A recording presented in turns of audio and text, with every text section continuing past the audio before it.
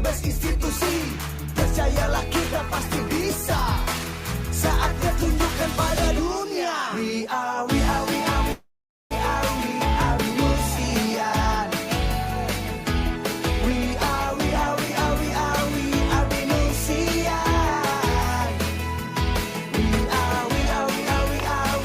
Venusian. Berjuang bersama, menggenggam dunia. Tak pernah lelah untuk Indonesia.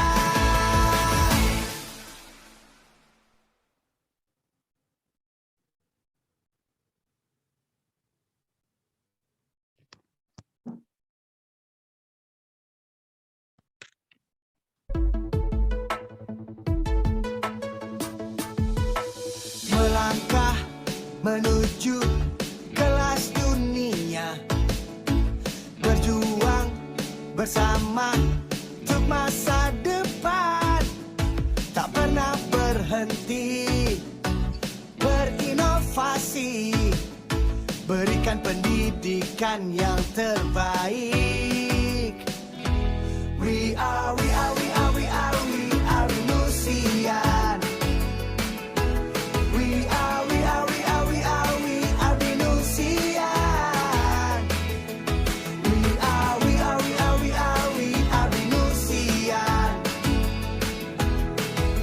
Berjuang bersama, menggenggam dunia, membuat hidup yang semakin mantap, mendidik, memberdayakan, membangun Nusantara, berbekal teknologi masa kini, pelayanan yang wow itu pasti. We are Venusian. We are Venusian. We are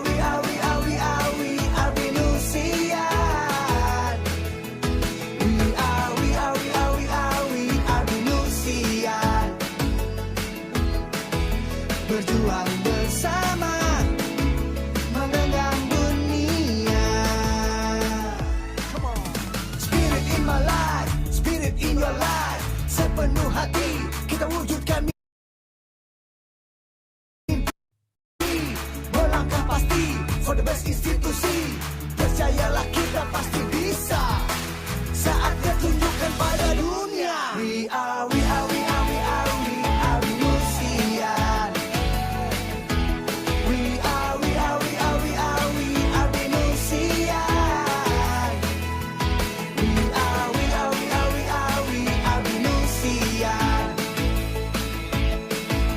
Berjuang bersama, menggenggam dunia.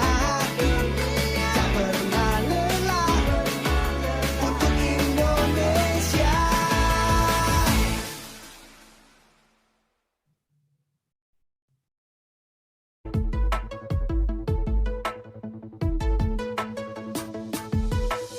Melangkah menuju kelas dunia, berjuang bersama untuk masa depan. Tak pernah berhenti berinovasi, berikan pendidikan yang terbaik. We are Venusian. We are Venusian. We are Venusian. Berjuang bersama, menggenggam dunia, membuat hidup yang semakin mantap, mendidik, memberdayakan, membangun Nusantara, berbekal teknologi masa kini, pelayanan yang wow itu pasti. We are Venusian. We are Venusian.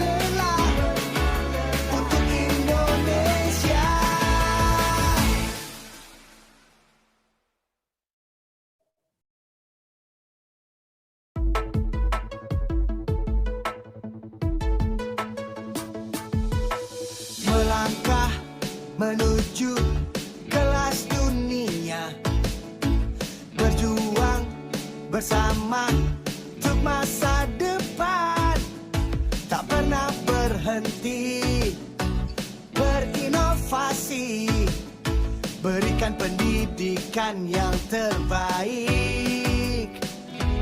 We are Venusian. We are Venusian. We are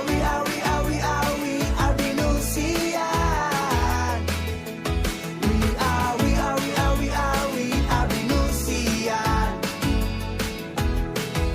Berjuang bersama, menggenggam dunia, membuat hidup yang semakin mantap, mendidik, memberdayakan, membangun Nusantara, berbekal teknologi masa kini, pelayanan yang wow itu pasti. We are Venusian. We are Venusian. We are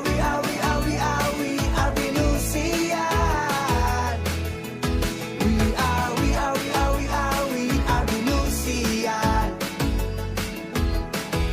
Berjuang bersama, menggenggam dunia. Come on. Spirit in my life, spirit in your life. Sepenuh hati kita wujudkan mimpi, melangkah pasti for the best institusi. Percayalah kita pasti bisa, saatnya tunjukkan pada dunia. We are Venusian. We are Venusian. We are Venusian.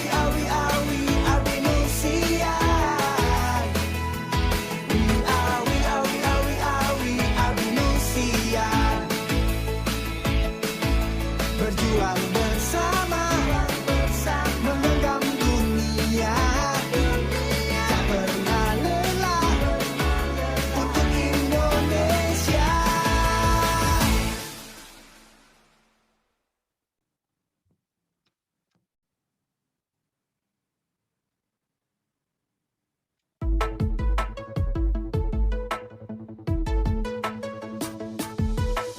Melangkah menuju kelas dunia, berjuang bersama untuk masa depan, tak pernah berhenti berinovasi, berikan pendidikan yang terbaik.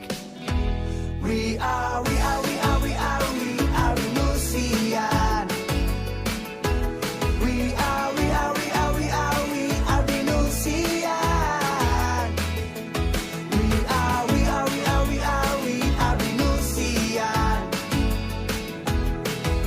Berjuang bersama, menggenggam dunia, membuat hidup yang semakin mantap, mendidik, memberdayakan, membangun Nusantara, berbekal teknologi masa kini, pelayanan yang wow itu pasti. We are Venusian. We are Venusian. We are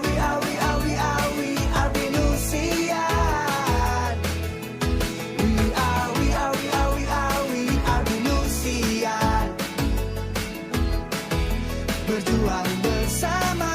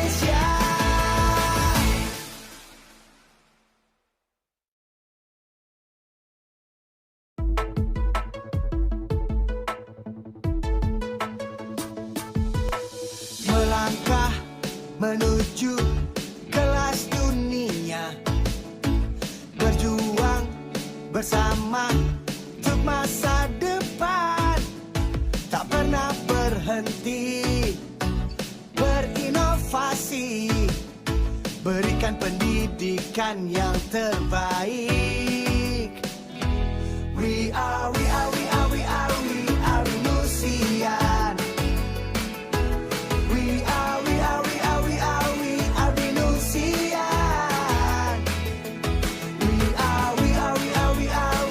Venusian. Berjuang bersama, menggenggam dunia, membuat hidup yang semakin mantap, mendidik, memberdayakan, membangun Nusantara, berbekal teknologi masa kini, pelayanan yang wow itu pasti. We are Venusian. We are Venusian. We are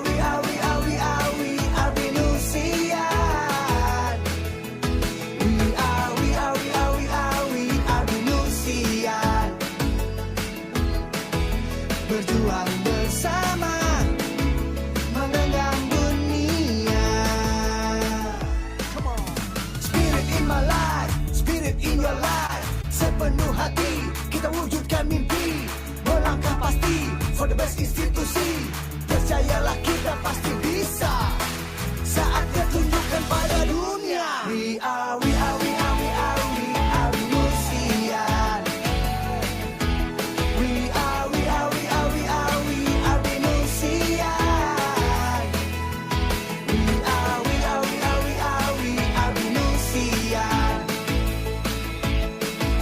Berjuang bersama, menggenggam dunia, tak pernah lelah untuk Indonesia.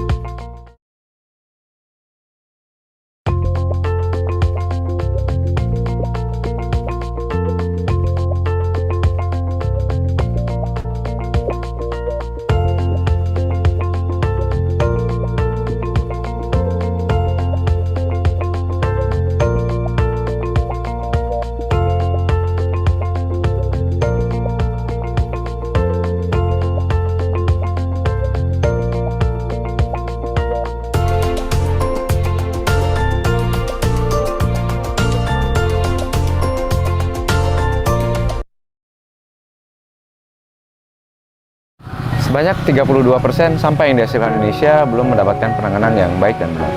Berdasarkan fakta itu, kami sebagai generasi muda Indonesia memiliki cita-cita untuk membangun bisnis yang juga dapat membersihkan sampah plastik di Indonesia. Menciptakan bisnis seperti yang kami cita-citakan itu tidak mudah, butuh perjuangan. Tiap tantangan yang kami temui dalam bisnis ini, kami jadikan pelajaran untuk kami share bersama dengan kawan-kawan kami di kampus. Proses pengembangan bisnis seperti yang kami punya pun dapat terus dikembangkan. Dengan lingkungan yang menekan kami dengan beragam kesempatan dan juga coach yang terus membimbing kami, yang kami mampu mendirikan sebuah bisnis yang kami cita-citakan. Sekarang, kami sudah memulai suatu bisnis yang dapat mengolah sampah plastik menjadi produk yang dapat bermanfaat untuk kehidupan sehari-hari.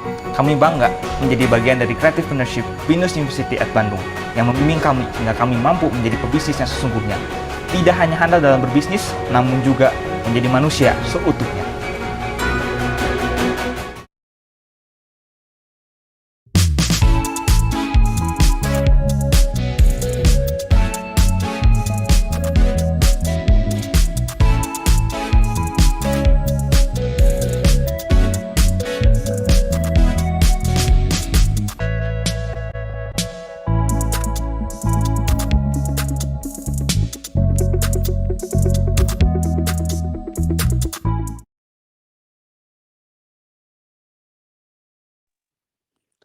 Okay, good morning, everyone. Welcome, ladies and gentlemen, friends and colleagues, and our honorable speakers to the second day of Creativepreneurship Pitch and Bootcamp program, The Dragon and the Phoenix Nest 2021.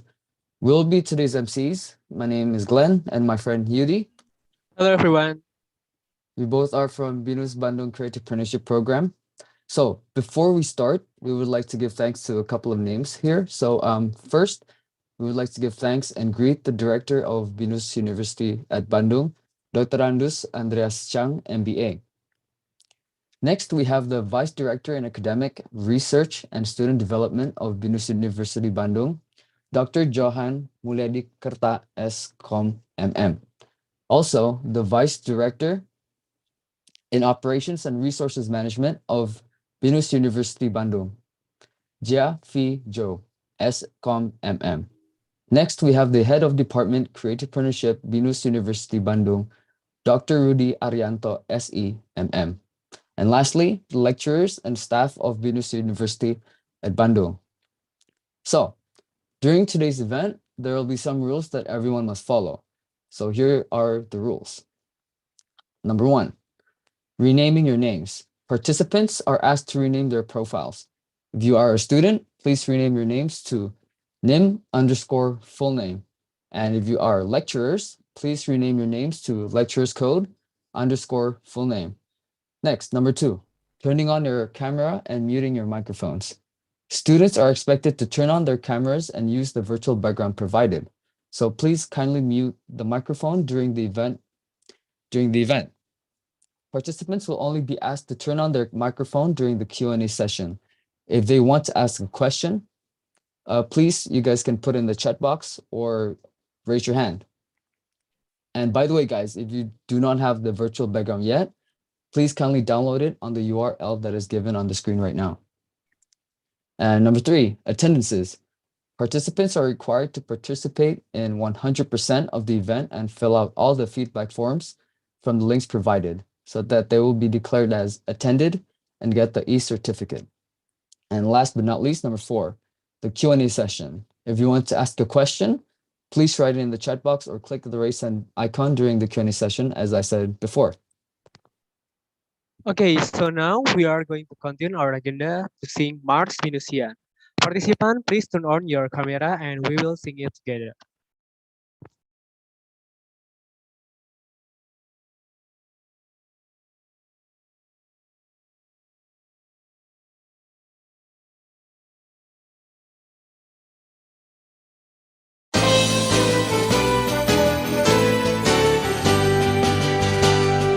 Dengar semua para manusia, panggilan nusa dan bangsa telah menanti.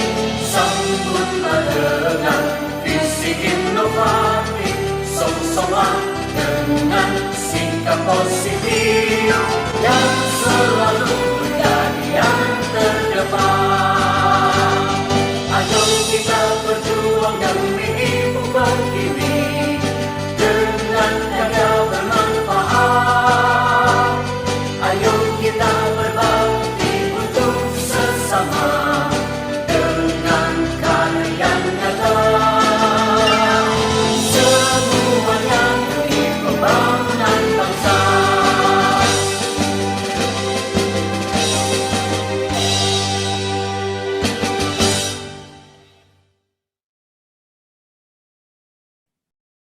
Okay, so now we are going to sing hymn Venusian.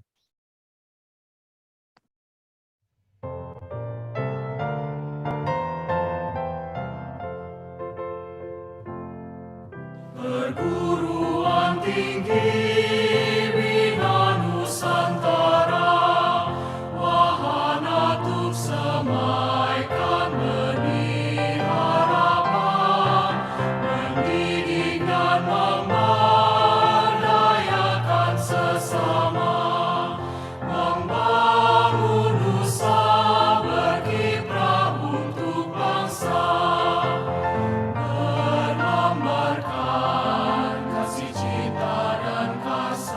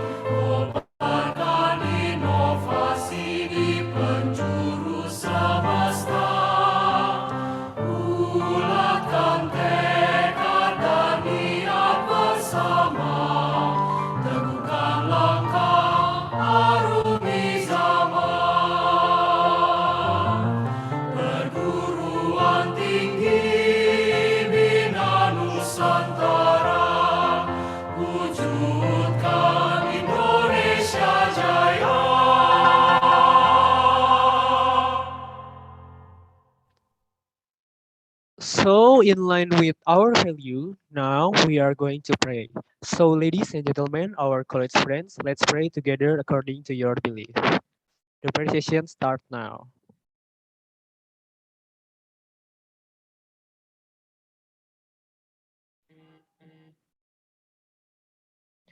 Okay, the prayer session is done.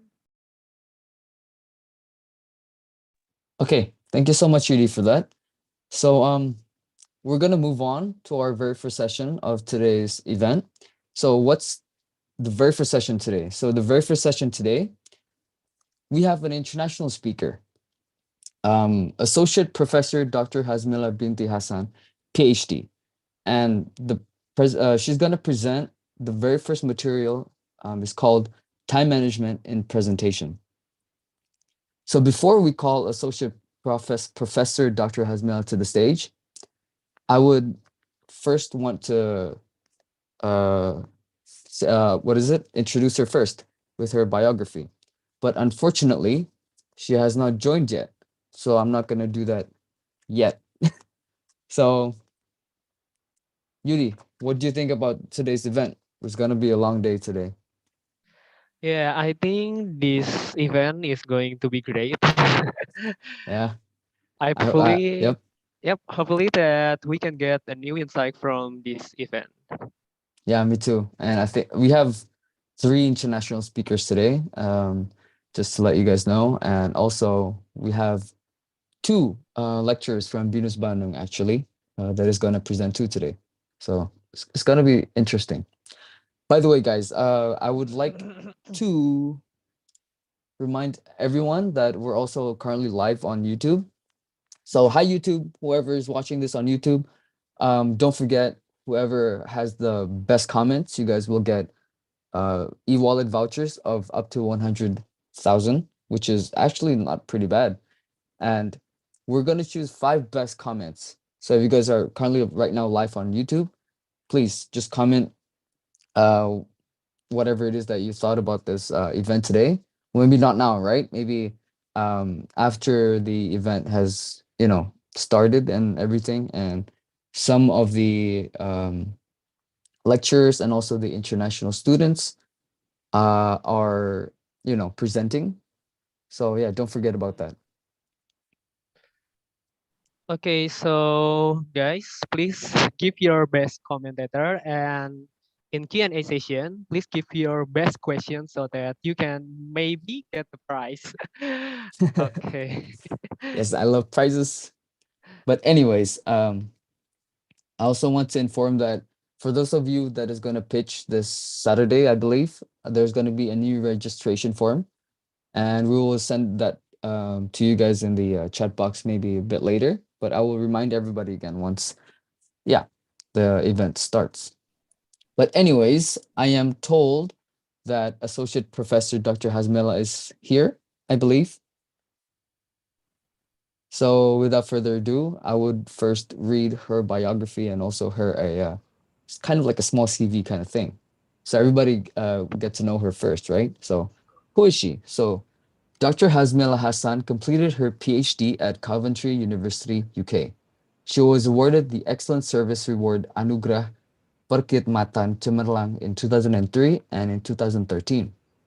Now she works as an FPIT Academic Program Promotion Coordinator to plan and lead the promotion of faculty academic programs at College Expos, coordinate the promotion committee of faculty academic programs, as well as collaborating and being involved with school, polytechnic, matriculation, and college outreach programs.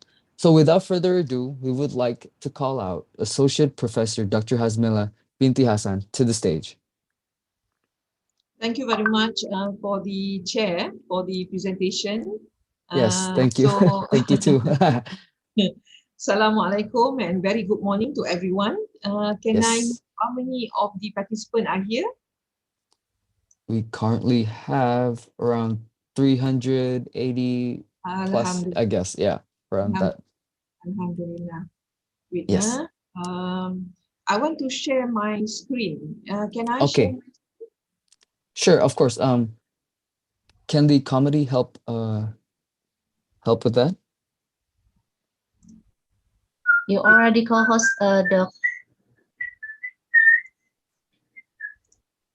You already has an access. Oh, okay. Wait, my screen is, I cannot extend my screen with you all. All right, okay. So Alhamdulillah, I'm very pleased being invited by Venus University, and I'm sure Venus University students are very, very lucky for attending this kind of program where you have a lot of sharing from a lot of perspective for different universities, so that it can help you in your work and also your assignment. And I'm sure this will be a very, very good input when you go to workplace, inshallah. Inshallah. All right, so to continue this, let me share my screen. You hold on. Okay, I'm sure you can see my screen, is it? Yes, it's already. Mustafa. Okay, Yes. good.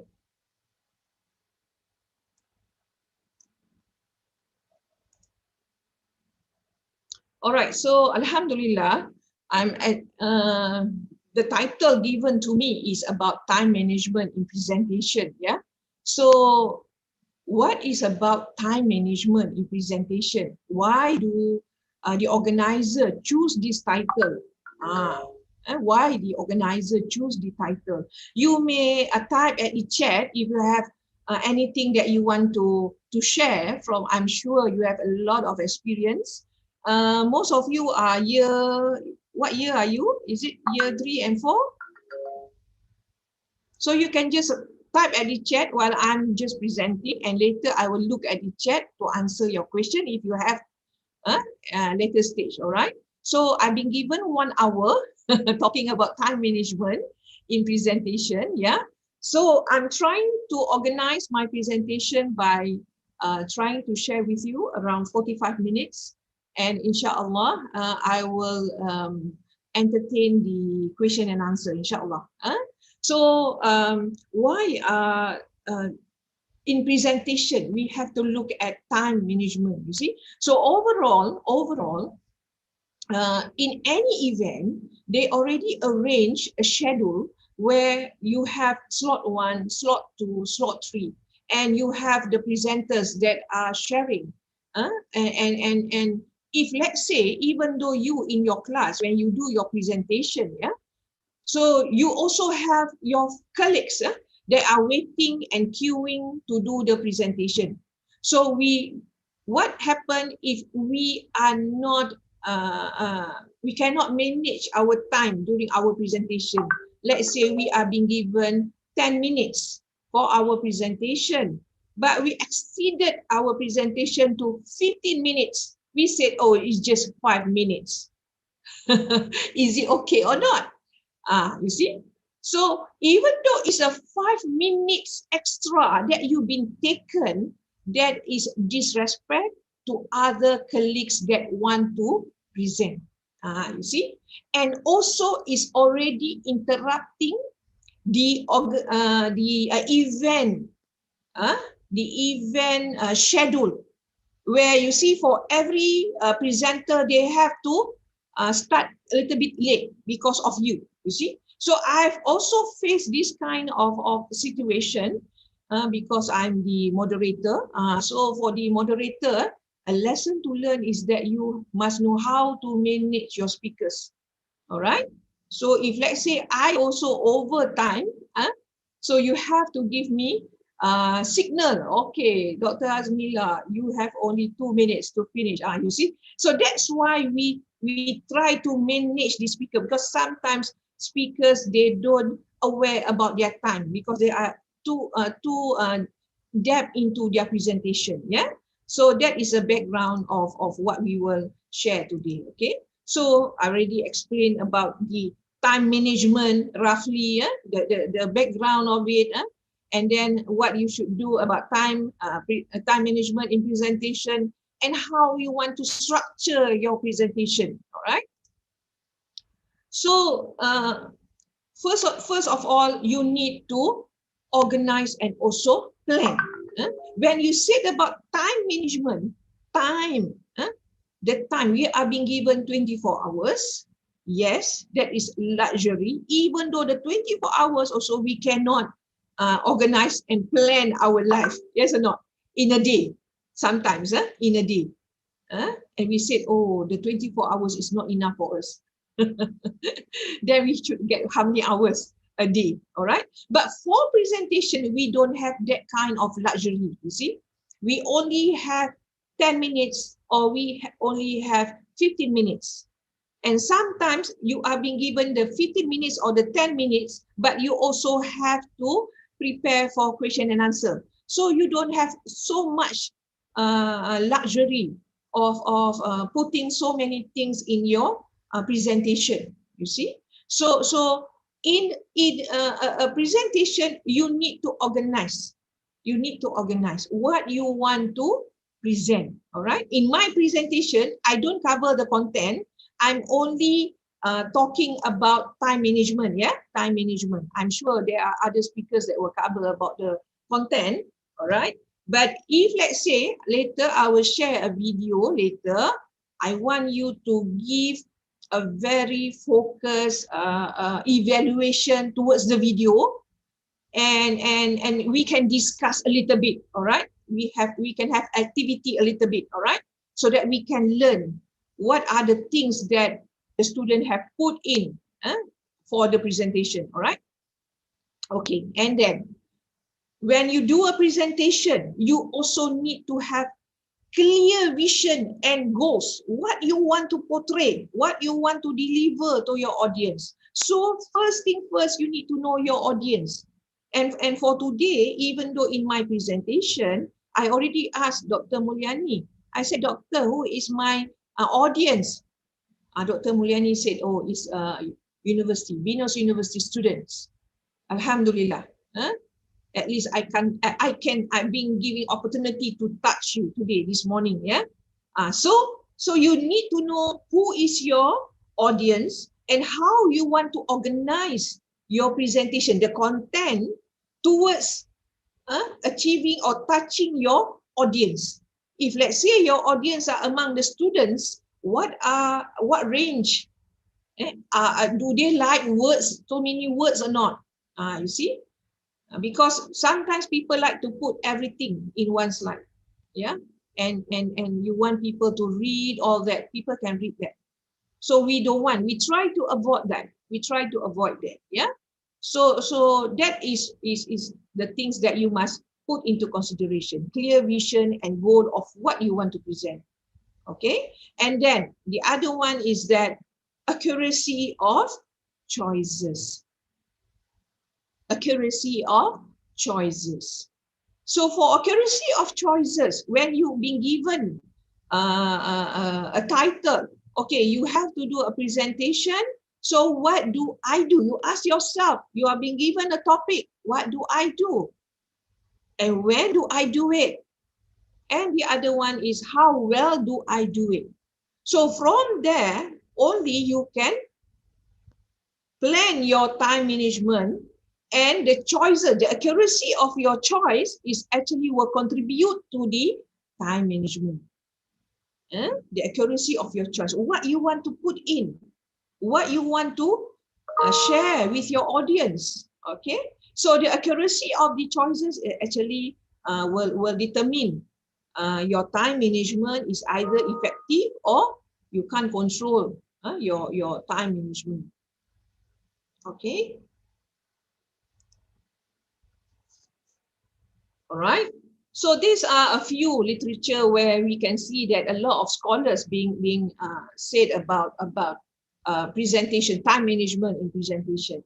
So one of it is from Arini, 2011. The speaker closes few minutes after the expected finishing time. Okay, a few minutes. As I mentioned just now, 5 minutes, nothing. Is just a 5 minutes extra. But actually the 5 minutes, do you experience or not? When you want to go to your university, you have a lecture. Normally you will go out from your house, let's say 7:30, but because of jam, everything, you consider all that, and then you go and you can be punctual around 8, you reach your university, okay? But let's say you late 5 minutes, what will happen? I've experienced when I late 5 minutes, I came to the office half an hour late, only 5 minutes, you see? So how about event? If only one speaker doing that, and how about other speakers? 5 minutes, you have 10 speakers. So the 5 minutes time with 10, how many hours being delayed, you see? And the program cannot finish according to the time. Because when events are being organized, we have to follow the schedule. We have to follow the schedule. So we as speaker, we need to know, when you know that already that you have not enough time to finish, just choose or pick the most important point that you want to share with your audience. All right. Okay, and then beside that, Barrage 2010, over-preparing can be as bad as under-preparing. Now, we think that that is, the intention is very good actually. We want to share with our audience as so much thing as whatever in our mind, we want to share with our students, yeah, with our audience. And then let's say you've been given 20 minutes and you prepare 50 slides or maybe 100 slides. Of course, you can't finish. You can't finish presenting with 50 or 100 slides, you see? So why I said that? I have a justification for my argument, all right? So later we will discuss on that, yeah? And then for Jezra K, yeah, 2017.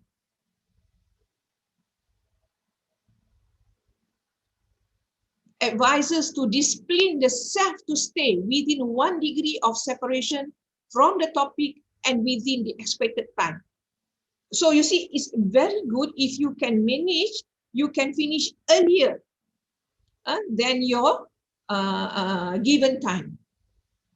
So you are aware already what are the time that you should finish. Even though myself also, I put my watch in front of me, you see, so that I'm not over excited with my presentation. Yeah, I'm excited. So you see, last night also I can't sleep. I want to see Binus University student. Okay, for this morning. So sometimes we need to be aware. This is the real life lah. This is the real life that as a speaker you have to manage your presentation and also your content and also your time. See. According to J. Johnson, 2019, the delivery of the material is not adequate, rehearsed, and time. You see? So when you have your content, you prepare your slide, work is not finished yet, yeah? Work is not finished yet. So what the next step that you should do is that you should practice. You should rehearse. If you don't rehearse, during the presentation time, when you present, you don't know. That's why you will be extend your time and you cannot stop at according to the time given. Okay? So when you rehearse, you are being given 10 minutes, let's say. So you must stop 8 minutes before the time given. Before the time given. All right? So this is very, very important. And students sometimes forget about this. Okay, you think that you prepared your slide, your presentation, then it's fine, it's finished already. No, you need to practice. You need to rehearse. First, maybe you can rehearse by yourself, and then maybe later you can rehearse with your friends. Ask your friend to listen. Maybe your friends can advise you, hey, you don't go deeper on this one. Just you see, so you can get advice or comment from your friends. All right, so this is good exercise. Actually, this is good exercise. And the other one is that it can build your confidence when you want to speak to your audience. All right. And then by Chill Hamilton, 2017, when we are nervous, listeners are more likely to focus on negative vocal cues. So what are the vocal? You see? So the audience already know that you are Nervous, and sometimes you can hear the shivering of the voice. You can hear the vibration of the voice because the nervous is very high. You see. So be careful when you want to do the presentation, because this also can delay your presentation, you see. So it will also affected with the time management of the presentation. Yeah. So what you should do is that, yes, nervous is normal actually. If you are not nervous, something is wrong lah. So don't worry if you are nervous. Even though me today also, I also feel nervous. I want to face 433 students of Bidos University. All are excellent students. You see. So what you should do is that you already prepare your slide. You have your content. You are the expert of what you want to share. Bear that in mind. You are the expert. Only you know what you want to share with your audience. Your audience know nothing. Say that to yourself. Say that to yourself. So that you can build the confidence. All right. So that you can build the confidence and then do your breathing. Do your breathing. Yeah. Do your breathing. Take a very deep breathing, and some experts say that breathe in, you count 20 times, 20, yeah? Breathe in slowly, breathe in deep, and then you exhale. So hopefully your nervous can be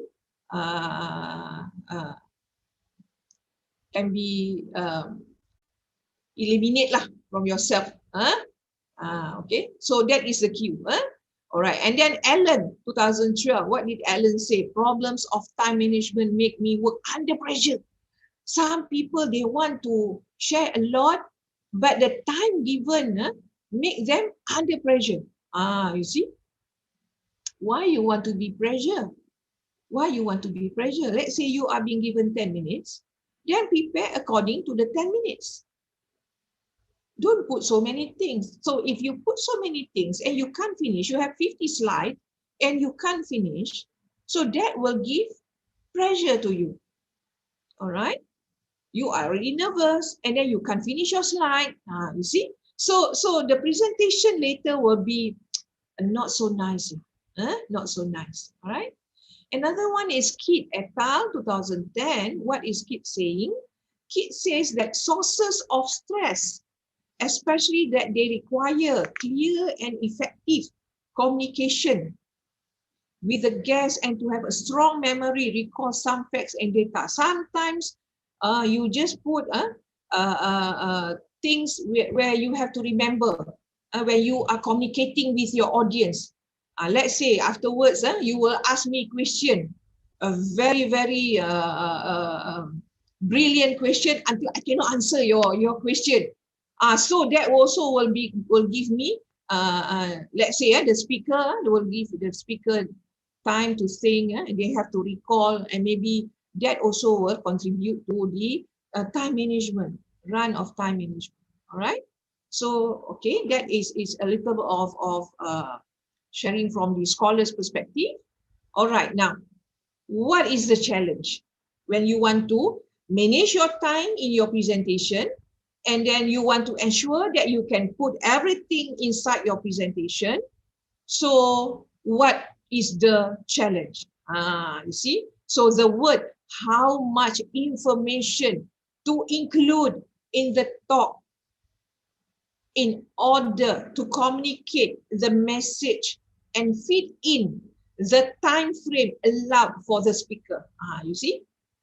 So you have to organize, you see, you have to organize when you are being given a time frame. Let's say before you think about the time first, you organize what are your content. So let's say you put phase 1, phase 2, phase 3, or maybe phase 4. So what you want to put in phase 1?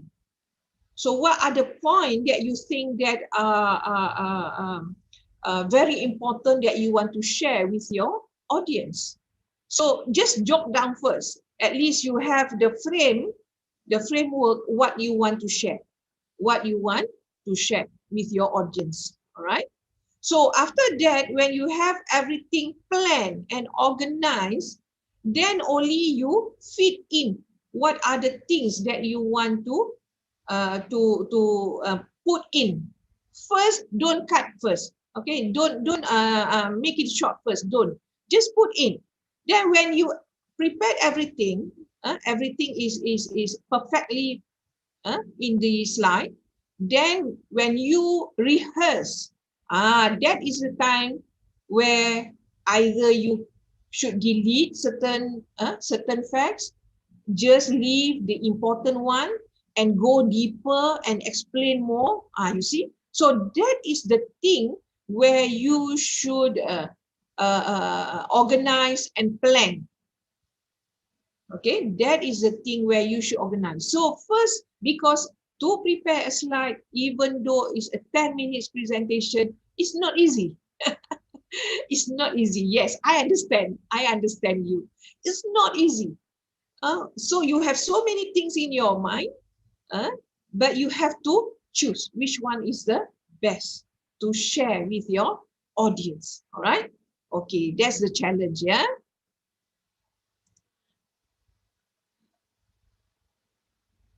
Okay, now speech pace. Yeah, speech pace. Normally, when you do a presentation, we don't want to go too fast. All right, we don't want to go too fast. So please make sure. Normally, it's been shared by the expert. 1,000 words per 7 minutes. 1,000 words per 7 minutes. That means around 140 to 150 words per minute.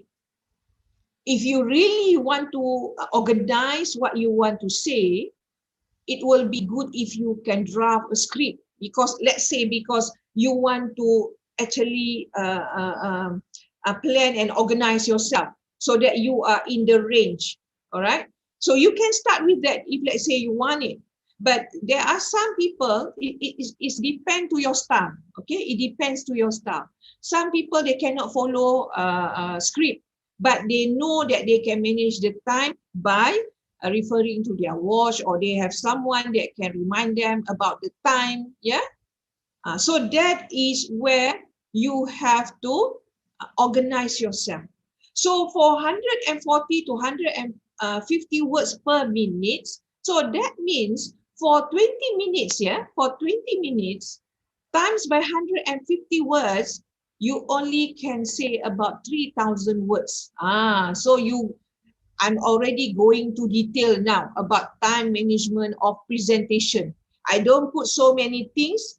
I just mentioning about this. So this can trigger you to think for 3,000 words, what you should put in around the 20 minutes of time. If let's say you are being given 10 minutes of time, that means what? How many words that you want to that you can share with your audience? Cut into two. 10 minutes times 150, which is 1,500 words. Yeah. So that is how, in detail, if let's say you want to go for detail. Yeah. So that is how that is being managed. Yeah. In terms of the content. Now, sometimes speakers want to put in jokes. Yeah, if not, your presentation will be dull. People will feel this is a great morning, but there's no joke. Yeah. So you need more time for jokes. You see, you need more time for jokes. So you have to calculate. What kind of joke that you want to share with your audience. So make sure your jokes is a very short one. Yeah, because you only have 3,000 words for 20 minutes. Okay. Because you know why? Because you want the engagement with your audience. All right. And it is good if you can share a little bit of jokes if you have. But make sure that your jokes really relevant to the theme of your presentation. Yeah. To the theme of your presentation. So maybe 1 minute. 1 minute will be enough. All right. Okay. That one is for jokes. Okay. Now, the other one is that 10, 20, and 30 rules. This one is by Kawasaki. 10, 20, and 30 minute rules. Okay, what is 10? 10 slide. 2 or 3 main ideas. You see, only 2 or 3 main ideas you are advised to prepare around 10 slides. You see, so that shows that not everything that you should put in, yeah, not everything. So you can organize your presentation. That's why accuracy of choices is very, very important. What are the choices that you want to choose to put in? That's why you have to do the research. You have to do the research to prepare, to ensure that you can prepare a very good presentation. All right. Not about so many things. Let's say you have 10 factors why entrepreneurs are success. Okay. But do you have enough time to go deep to discuss more about the 10 factors? You see, maybe with the 2 or 3 main ideas just now, you can do a comparison beside the main factor that you want to share with your audience, and then just do a comparison. Let's say we have success factors among the graduates in terms of entrepreneurship. Yeah. So what are the main factors? Is it the what spirit? What are the main motivation that contribute to the success? So you discuss about that, and then maybe you can do a comparison with other groups, yeah, with other groups. So that will be much more better and can show you, and your audience also can have a visualize on why this student is good, and then what are other group that might be good but can also contribute to that. It's either negative or positively lah. So that is how you try to manipulate the 2 or 3 main ideas. Yeah, doesn't mean that you have to put 10. If you have 10, doesn't mean you have to put 10. Okay, and then 20 minutes. The 20 is actually 20 minutes. So 20 minutes, 20 seconds or 2 minutes for each slide. You see? 20 seconds or 2 minutes for each slide. So that means if you are more than 2 minutes for one slide, that shows that you already utilize more time. And then finally, you see, I have experience when the student do a group presentation, the first one so excited in terms of presenting, and then already taken, should be he only present 2 to 3 minutes, one slide, yeah, but he's taken 5 minutes. You see how many minutes been taken from his colleague. And finally, I need to be strict, yeah. So I stop at the third presenter because time's up. You see, so it's unfair for the 2 students that cannot present, cannot share what they've been prepared. You see, so be careful. Be careful if you have a strict panel like me. Yeah, so be careful. All right, but later I just ask them to share what they briefly now, what they want to. But it's still unfair. It's still unfair because actually they can present nicely, yeah, presentably, but because of the time already end, and they only can say few words only to ensure on their perspective to be shared with their perspective. Okay, now too long lost listeners, 30 too long. We don't want too long of explanation. Let's say for one slide or of the same themes, and then your listener don't want to listen to you anymore. Bye bye. You cannot hold. You cannot hold your listeners. All right. And then 30. 30 means what? 30-point form. Is the smallest form that you should use in your slide. Why? Why 30? So that you cannot put so many words in your slide. You see, that is the purpose. That is the purpose. We don't want you to use so much word. No. For presentation is actually you have to summarize and also synthesize what is the main point that you want to share. Maybe you can prepare extra note on the explanation for yourself, but not in this slide. All right, not in this slide, because we don't want if you put everything in the slide, the audience can read by themselves. Just give them the slide. Yeah, no need for you to present. Okay. All right, so that is what Kawasaki rules, yeah, 10, 20, and 30, yeah. So, and finally, not to forget is you have to find time to prepare. So 1 hour of preparation is equivalent to 1 minute of presentation, you see. 1 hour of preparation. So you have to look for facts. Sometimes you have to read journals, sometimes you have to read books, and sometimes maybe you can interview so that you can get all the facts and be supported, all right, to be supported, okay? So if let's say you've been given 10 minutes, so that means what? 1 hour times 10. So it will be 10 hours of preparation, 10 hours of preparation. And I'm sure if you have prepared a very good slide within the advisable time, it can be more, but this one is minimum. Yeah, this one is minimum.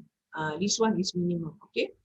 I also survey from journals, from books, so that I can share with you what are the experts being saying about this. Yeah. Okay. All right. This is the video that I want you to see. The video is only 3 minutes, 3 minutes, 3.5 minutes like that. But I want you to write down what are the content that what are the content that been chosen by the presenter to share about the product that they have, the services that they have, all right? So this team is actually have won the gold prize, Johan Cabaran Niaga Franchise Malaysia 2021. Yeah, this is UTM student. Okay, so are you ready? All right, I want to on the video. Okay, 1, 2, 3.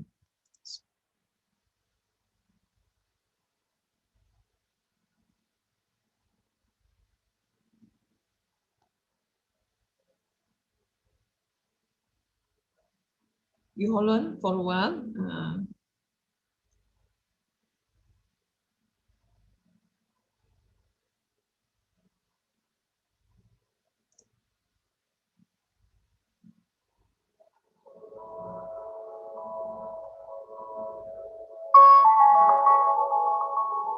Can you hear, Don?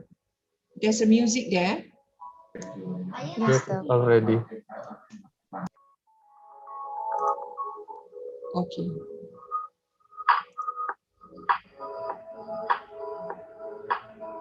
Mobile bermula pada tahun 2017. Pada masa itu kita jalankan servis secara COD, servis rumah ke rumah customer, dan alhamdulillah pada tahun 2019 kita berjaya sewa satu kios di UTM, dan target market kita pada masa itu kita fokuskan kepada pelajar-pelajar UTM. Pada tahun 2020 hingga sekarang kita berjaya sewa satu shop lot di Yasin Bestari, dan target market kita adalah kita fokuskan kepada customer di sekitar Melaka.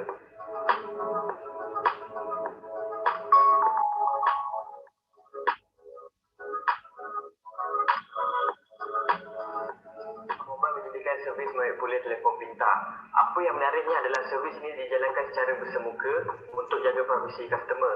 Yang kedua, servis ini dijalankan selama 30 minit ke 1 jam sahaja, jadi customer tak perlu tunggu lama. Yang ketiga, kami mempunyai juruteknik yang berkemahiran tinggi yang mampu menyelesaikan masalah customer.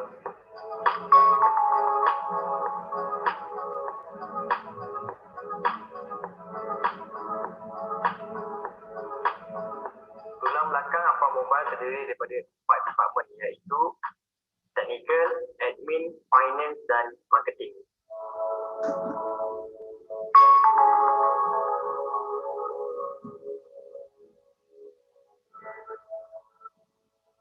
Package kios menawarkan kepada franchisee untuk membuka di IBT di seluruh Malaysia. Ini kerana target market kami yang pertama ialah student-student yang belajar di IBT tersebut. Manakala package outlet menawarkan kepada franchisee untuk membuka di kawasan Shortlot sekitar Melaka.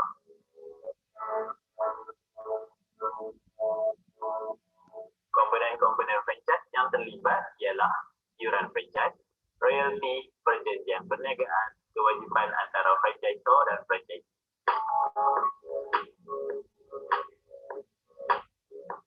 Kelebihan kepada franchisee yang Apai Mobile sediakan ialah latihan dan sokongan yang berterusan.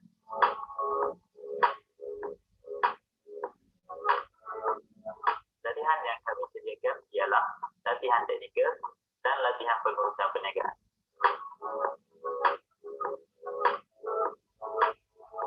Dari segi sokongan ialah pengiklanan, post system dan site visit.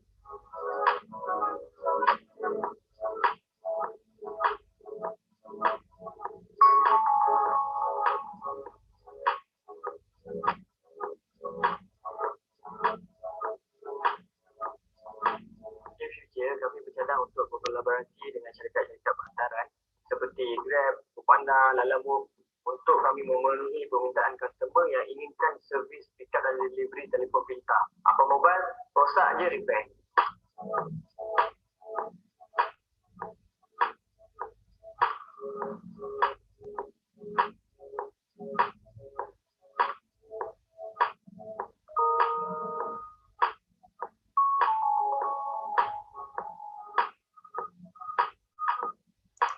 Okay, Alhamdulillah, we've done with this. Okay, I want to listen to you.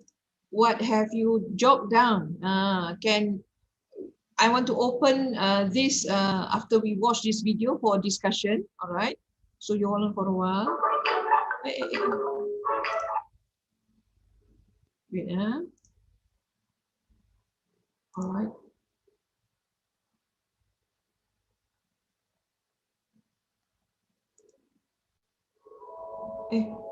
I'm sorry.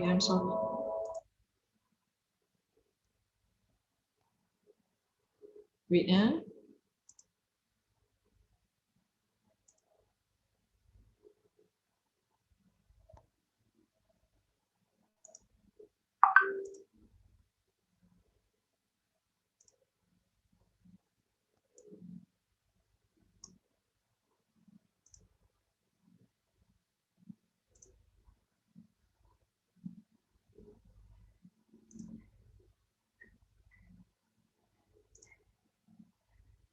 Wait, I'm sharing my screen again. You hold on. This is this is the challenge when sometimes the presenter is not so IT savvy, yeah, or device savvy. All right. So okay, now you have watched the video just now. So what I want you to share with me is that I want, because you have how many 400s of you now. So I want you to share in chat, yeah, what is your opinion about the presentation just now? If you want to put what face do they have about their content, do their presentation have enough information, really educate you on what they are servicing about their product, yeah, about their service, yeah. So please type at the chat. I give you 3 minutes to type, and we will discuss about this. All right, we will discuss. Okay, we will do as if it's a classroom session, yeah, classroom session. Hopefully, yeah. The time start ticking. Yeah, please type at the chat.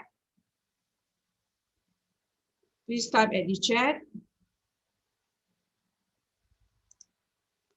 I want to see the chat.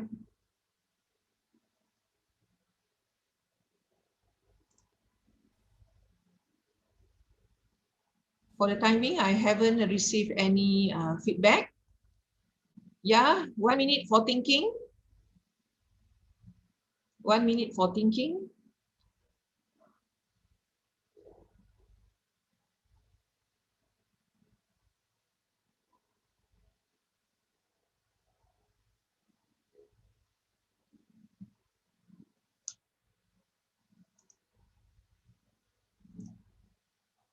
Telling enough information about their backbones.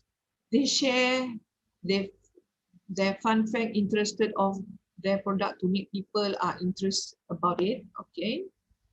About the company is well communicate. Okay.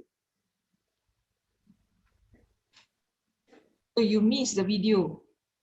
Never mind. I already shared the video with Dr. Mulia. Later you can ask from Dr. Melaka for division giving training such as technical perniagaan and sokongan. Okay. You see or not the flow of the business? It starts with what? It starts with what? It touches with the customer hands-on, Yes. like with the privacy.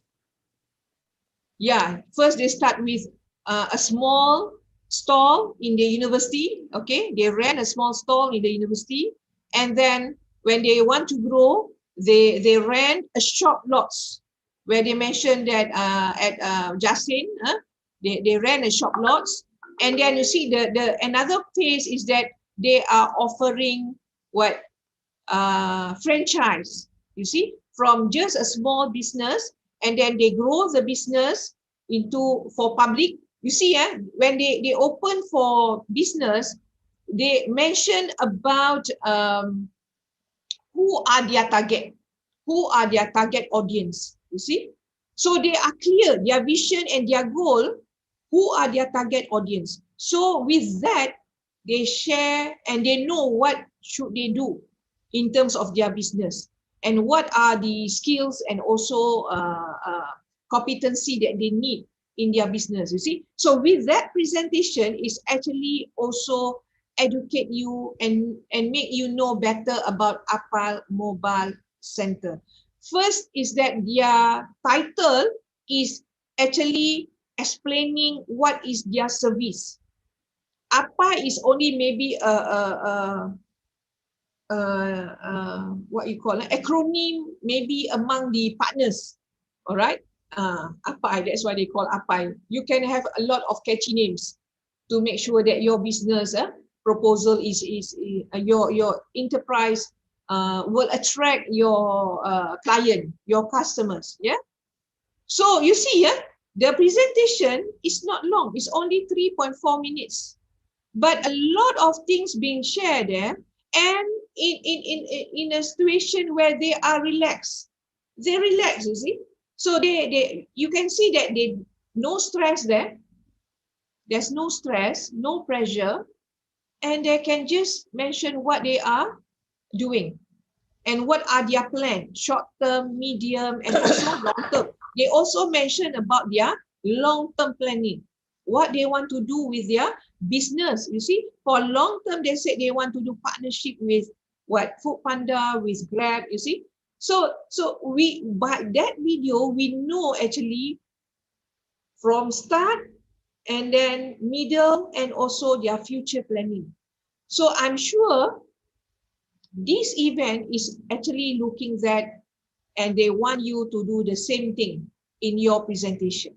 So make sure you have to show the uniqueness, what the content, I'm not into the content because for me it's about the time management, I'm not into the content, but a little bit of my presentation, I just want to touch a little bit is that you have to show first thing, what is your business about? And then where are you now? Where are you now? And then you also have to show that what is the unique of your service, of your product, that even though other competitors have, but yours are more unique, that can attract your audience. You have to highlight that. That is the main point that you should highlight. Okay, that is the main point. And then how you grow your business. In terms of internally, how many departments that you have, and then how you structure your business. Okay, and then how you want to grow. So do you have partnership? Do you have what? Do you have experts? If you don't have, what should you do? What are your plans? You see, no, nothing wrong if you don't have expert. Don't worry about if you don't have any expert. So you can propose. We are looking forward to engage with expert that can grow together with our enterprise, let's say, yeah. So that are the things that you may think of when you want to do the presentation. Yeah. Okay, I want to continue reading. 5 minutes. I'll be reminded I have 5 minutes. Yeah, okay, very good. Moderator. You see, at this level, I'm actually unaware about my time, you see. So friends, when you see your colleague is do the presentation, write a paper, 5 minutes. Write in the paper, 5 minutes time, so that your colleague will know lah. When is the time for you to stop? All right. Okay. Very good. Very good. Now is actually question and answer. Question and answer session. If let's say you have any question, yeah. Just now everyone is sharing about your opinion about the video. Yes, good, good. So now it's actually about the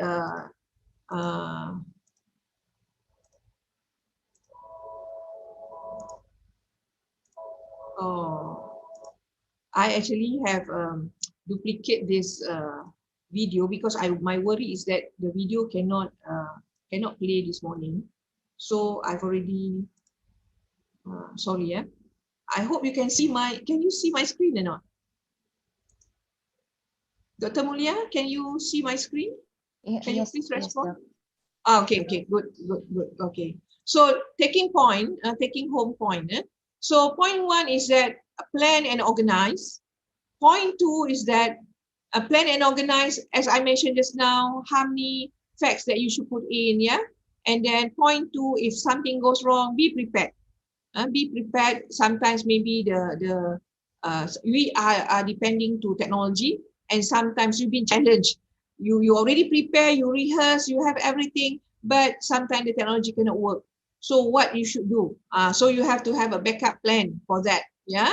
And the other one is practice, practice, and practice, so that you can follow the time frame, yeah. Okay, Alhamdulillah. So we've done with the presentation. And if you have any question, you may just on your mic. I don't mind to receive, inshallah, if I can answer, I try to answer. Okay. All right. Done with the presentation. Stop sharing. Okay. Yes. The MC, you can. I'm giving this platform to you if you want to arrange or organize a question and answer. Yes, so thank you so much, Dr. Hasmela. That was very informative. That was also very knowledgeable, and I'm pretty sure some of us have this nervousness when we present, right? But thank you so much for that wonderful presentation. But before we let you go and everything, we would like to open the Q&A session. Yeah. So for those of you who want to ask any questions or give feedback or comments, you guys can turn on your microphones, or you guys can put in the chat box. Yeah. So yeah, we'll give you a couple of minutes. So our Q&A session will be around 15 minutes-ish, right? So yes.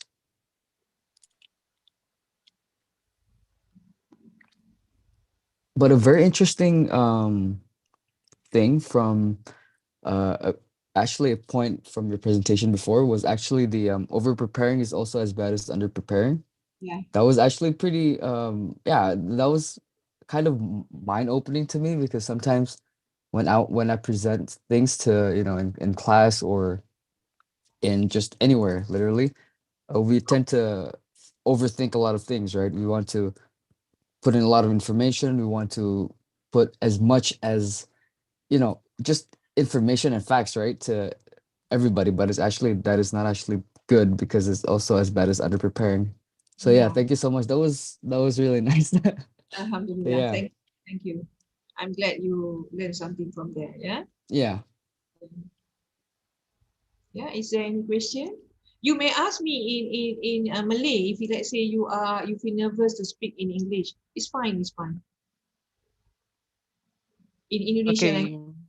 Yeah. Okay, since there is no question, so I will ask the question. Okay, sometimes we are too lazy to finish our assignment or practice, right? So then how can we get rid of this laziness? How do you think, Doc? Can you please repeat the question? You said about doing work. Yes, Can you? sometimes we are too lazy, right, to finish our assignment or practice. You are busy. Then, yes, Okay. lazy. And then how Yeah. can we get rid of those laziness? Laziness, is it? Yes. If we can have a vitamin to our laziness, that will be good lah. That will be wonderful, yeah. Yeah. You see, as a student, sometimes this is adult learning. Actually, when you come to university, it's not like school. It's not like the when you go to secondary level where you have your parents to advise you. But this is university. It's an adult learning. If you don't manage your time, if you don't organize your time, then you see, normally I'm very strict with my first year student. I will inform them all the happiness because you are happy being elected to come to university as a university student is all gone. The classes already starts. You have things to do. Please arrange your time. The one thing that student always fail to do and organize, the distraction is about the game. You always play online game, you see. So I know among the youngsters, yes, that is part of your entertainment today. But you have your responsibility. Come on, why you waste 4 years or 3 to 4 years, you come to university and then you cannot finish your work. Yeah, I face student, the last semester cannot finish their final year project. You see, it's a waste. You waste 3.5 years time. So please, student, go and talk to yourself in front of a mirror. Tell to yourself, what is your goal in life? What is your goal in life? What you want? After you finish, you get your degree, where are you going? And in this future, in this scenario now, is a very competitive market, you see. It's a very competitive market for students to get jobs. So if you don't ensure yourself, you don't equip yourself, is actually at the university level, is the level where you discipline yourself. From morning until night, you sleep. What you want to do, you organize yourself. If you don't do that, you see, you won't have enough time. And that's why if you pending, you have work, you don't do it now straight away, then you were pending. And it's not only one subject. Normally for one semester, normally you will register 6 subjects, yes or not? And every subject have assignment, have task, you see. So you need to tell to yourself, hey, lazy, go away. Go away, lazy. I want to study. And make sure beside you do all your studying, entertain yourself with physical sport. Go and run. Go and Dr. Mulyani is very good expert in dancing. Go for aerobic dancing. Enjoy yourself, entertain yourself, and then you come back for your study, you fresh, you see, you have the spirit, not only sitting down and playing game. I don't know whether it's motivate you or not, but I'm sure if you do physical activity, it will give you stamina. It will give you sleep early. Actually, you have to sleep early. If you feel that you cannot wake up early in the morning, then you have to take supplement. Take supplement, vitamin B complex or what is relevant to you lah. Take supplement and sleep early. Let's say you sleep around 10 or 11. Don't 1 or 2 o'clock in the morning. No. Then morning you have to wake up. For the Muslim, you have your subuh prayer. All right. So pray. Every one of you, we believe in God. Ask God, God, I'm lazy, God. Please help me, God. I know I have a responsibility. I want to pray to you. I want to be obedient to you. And I also want to be success in this world. While I'm living in this world, I want to be benefit to other people. So that is the thing that you should talk to Allah. Talk to your God. Yeah? Talk to your God. Hopefully my explanation answer you. Yudi? Yes, Doc. Just like So, mother. I'm just like a mother, nagging. This is yeah. me. Okay, so what I get is we must remember our responsibility as a student and remember your goals in life so that we can be more focused, and don't forget that we must have a good sleep and don't forget to pray to God. Yeah, Yeah. that's good. That's good. Yeah. Okay. It seems like in the chat box there is no question. Maybe I have we a No, can. question. that question in Uh, Yes, the I have a question, Doc. You know, in the yeah. sorry. Oh, Yes, right, yeah, sorry. Vincent. So you know how everybody of course they will have this, they have this feeling of being nervous when they're about to present or pitching their contents and their materials, right? So I just want to ask, like, what do you do to overcome your nervousness when you want to present? Like How you especially, yeah, yeah. yeah, when you present, you nervous. Yeah, just now I Mm, shared. Yeah, mm-hmm. nervous is normal. And here from the chat also there's a question. When you want to present and finally your mind is blank, it's not your slide blank, Oh, but your yeah, mind is blank. So that actually will contribute to much more pressure and nervous. So right. what you should do? What you should do. Just now you can see also my slide. Yes, I thought I've done, and then finally I have another slide which is blank, but actually is a video. So you Mm. see, don't panic. As I told you, breathing is very, very important. So you inhale. Sometimes we're not breathing properly. You see, if you are conscious breathing, you count your breathing. If you count, it's not more than 20. That shows that you have a very short breathing. That is not good. That is not good. For a very good breathing, you have to have a very deep breathing. You inhale. You count by inhale. You count 20, and then you hold, and then you let go. Exhale. All right. Exhale. Also count 20. All right, until finish. And then you do that a few more times until you feel comfortable. And when you want to present, always have sometimes in your mind, you picture the audience too big in your mind. It's just like a world. No, no, no. They are your audience where you are the expert. Make yourself bigger than the audience, so that can contribute confidence to you. You are the expert. They don't know anything about what you want to present. Even though some of you, I'm sure some of you know what I want to present today, yes or not? But I'm telling myself, I'm the expert. You see? So when you confident about that, and then this one is about NLP lah. You framing your neuro linguistic programming, yeah. So you frame your mind. You say you are the expert. No one knows about what you want to present, and then you imagine that you are in a circle where you are the expert, and what are the attribute that you want. You are the motivator, you are the inspired speakers. So put all that in that circle, and then step in that circle. When you step in that circle, breathe in, exhale, inhale. So all that frame that you already, the attitude that you want in yourself will be inside you.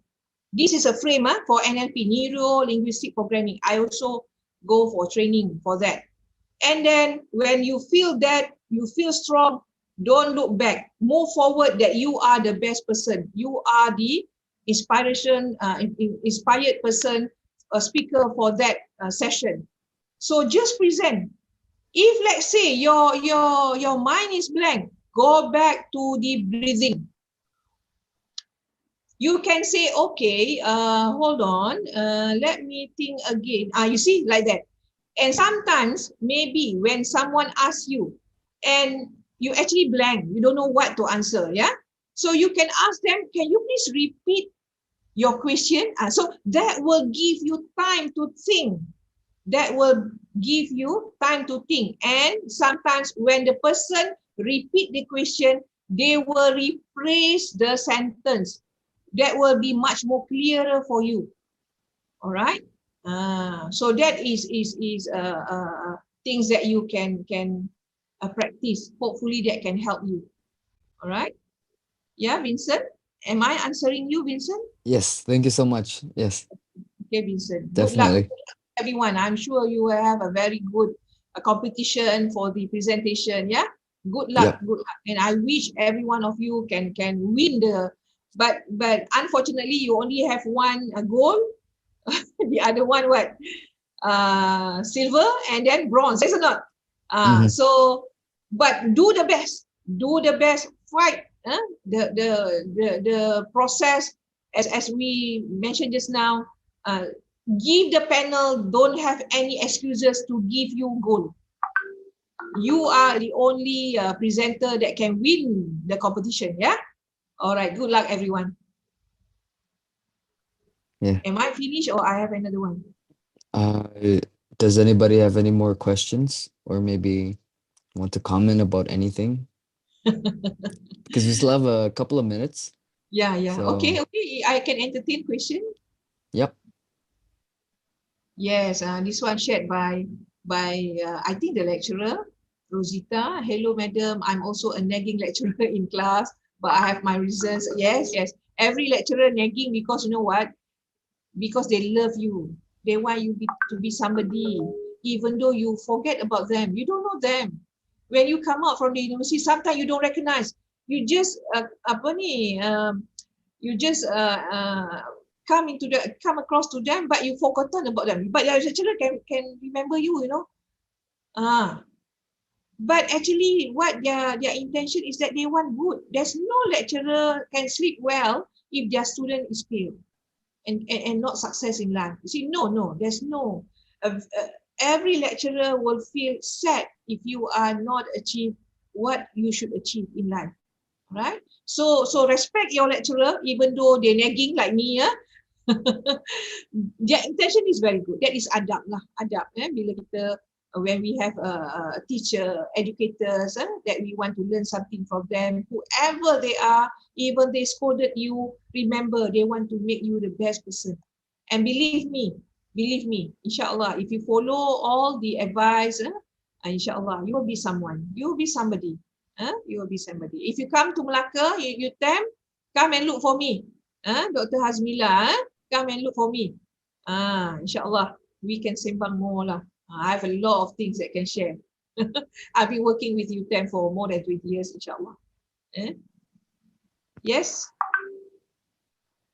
How many minutes actually been given to me? Actually, there is 3 minutes more, but yeah. maybe yes. Whether I should stop or I should continue.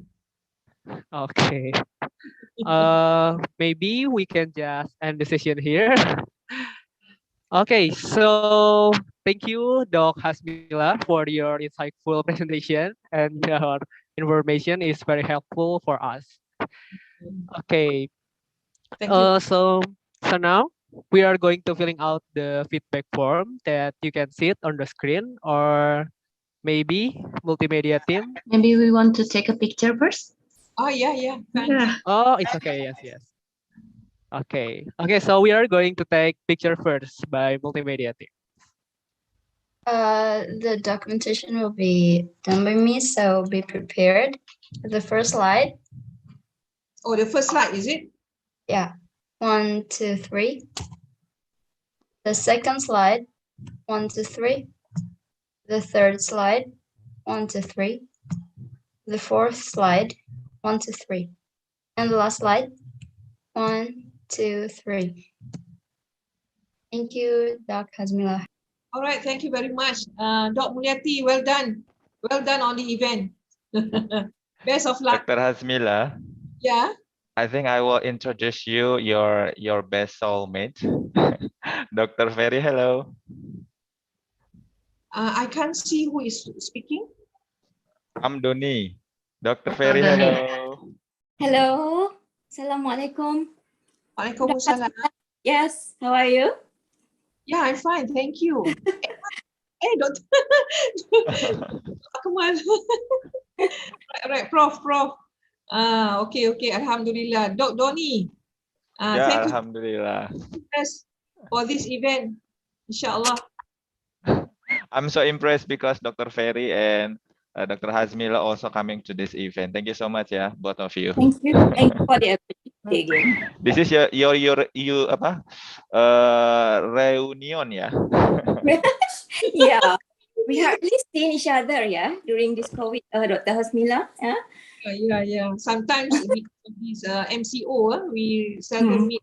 Yeah, we work from home. All right, thank you very much. Okay, thank you. The committee, please continue. Okay, before we continue to the next session, we would like to give a few minutes for you guys to fill out the feedback forms. You guys can scan the QR code that is shown on the screen right now, or from the chat box that we're gonna send you guys. But yes, once again, a very big thank you for Doc Hasmila before. It was a very informative and knowledgeable presentation. So thank you so much. So Doc Hasmila, you are welcome to stay with us until the end of the session, until the end of today even, or you may leave now. It's totally up to you.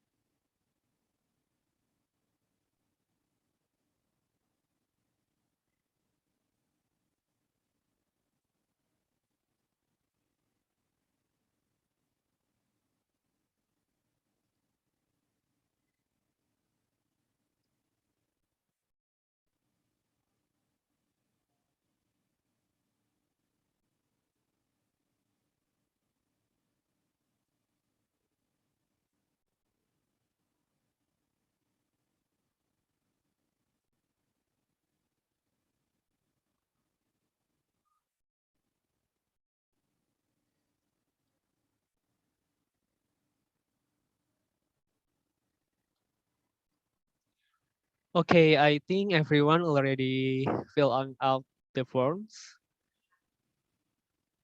Can you give us direction if you already done filling out the form?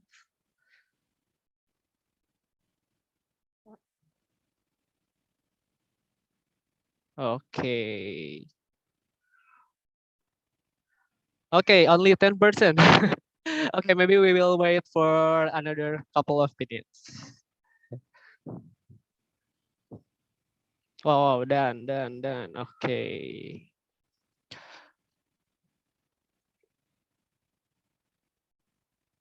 Okay, so ladies and gentlemen, our college friends, thank you for staying here with us. So the next session, we are going to talk about social media optimization that will be delivered by Associate Professor Nur Faridatul Akmaliyah Othman, PhD from Technical Malaysia Malacca University.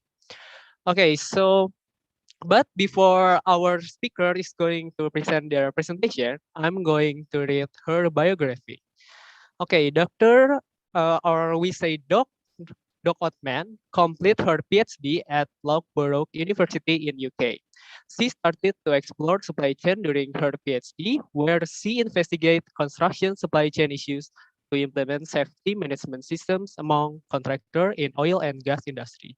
She has experience being speaker of small business owner and become a keynote speaker in a conference on value creation and value chain. She has developed research interests in sustainable issues since 9-month industrial attachment in Malaysian Industry Government Group for High Technology, or MIC, in 2014. Her current research interest is improving organizational performance through the creation of sustainable value chain through ECT utilization. Okay, so while our speaker present the presentation, if you have a question, you can write it down on the chat box for Q&A session later. Okay, so please welcome and give applause to Doc Othman. The stage is yours. Right, thank you very much, Mr. MC. Is it Mr. Yudi Yusanto? Yeah. Okay. Yes, Thank you very much for the introduction of myself. Yeah, and I would like to thank you once again to Binus University. Yeah, for inviting me to this lovely occasion. Yeah. I'm here to assist you. Yeah, to explore more onto this social media and how to look into this social media on helping your business. Okay, inshallah. Yeah. Right. But first of all, yeah, I hope that everybody is in a good condition. Yeah. And I would wish you a lovely morning. Yeah. Good morning and assalamualaikum to the participants and to all the committees. Yeah. Right. So let us start. I believe that I've submit my slide presentation. Can you help me Yes. to share it? Okay. Participant. Wait, the committee, can you put me on the co-host, please?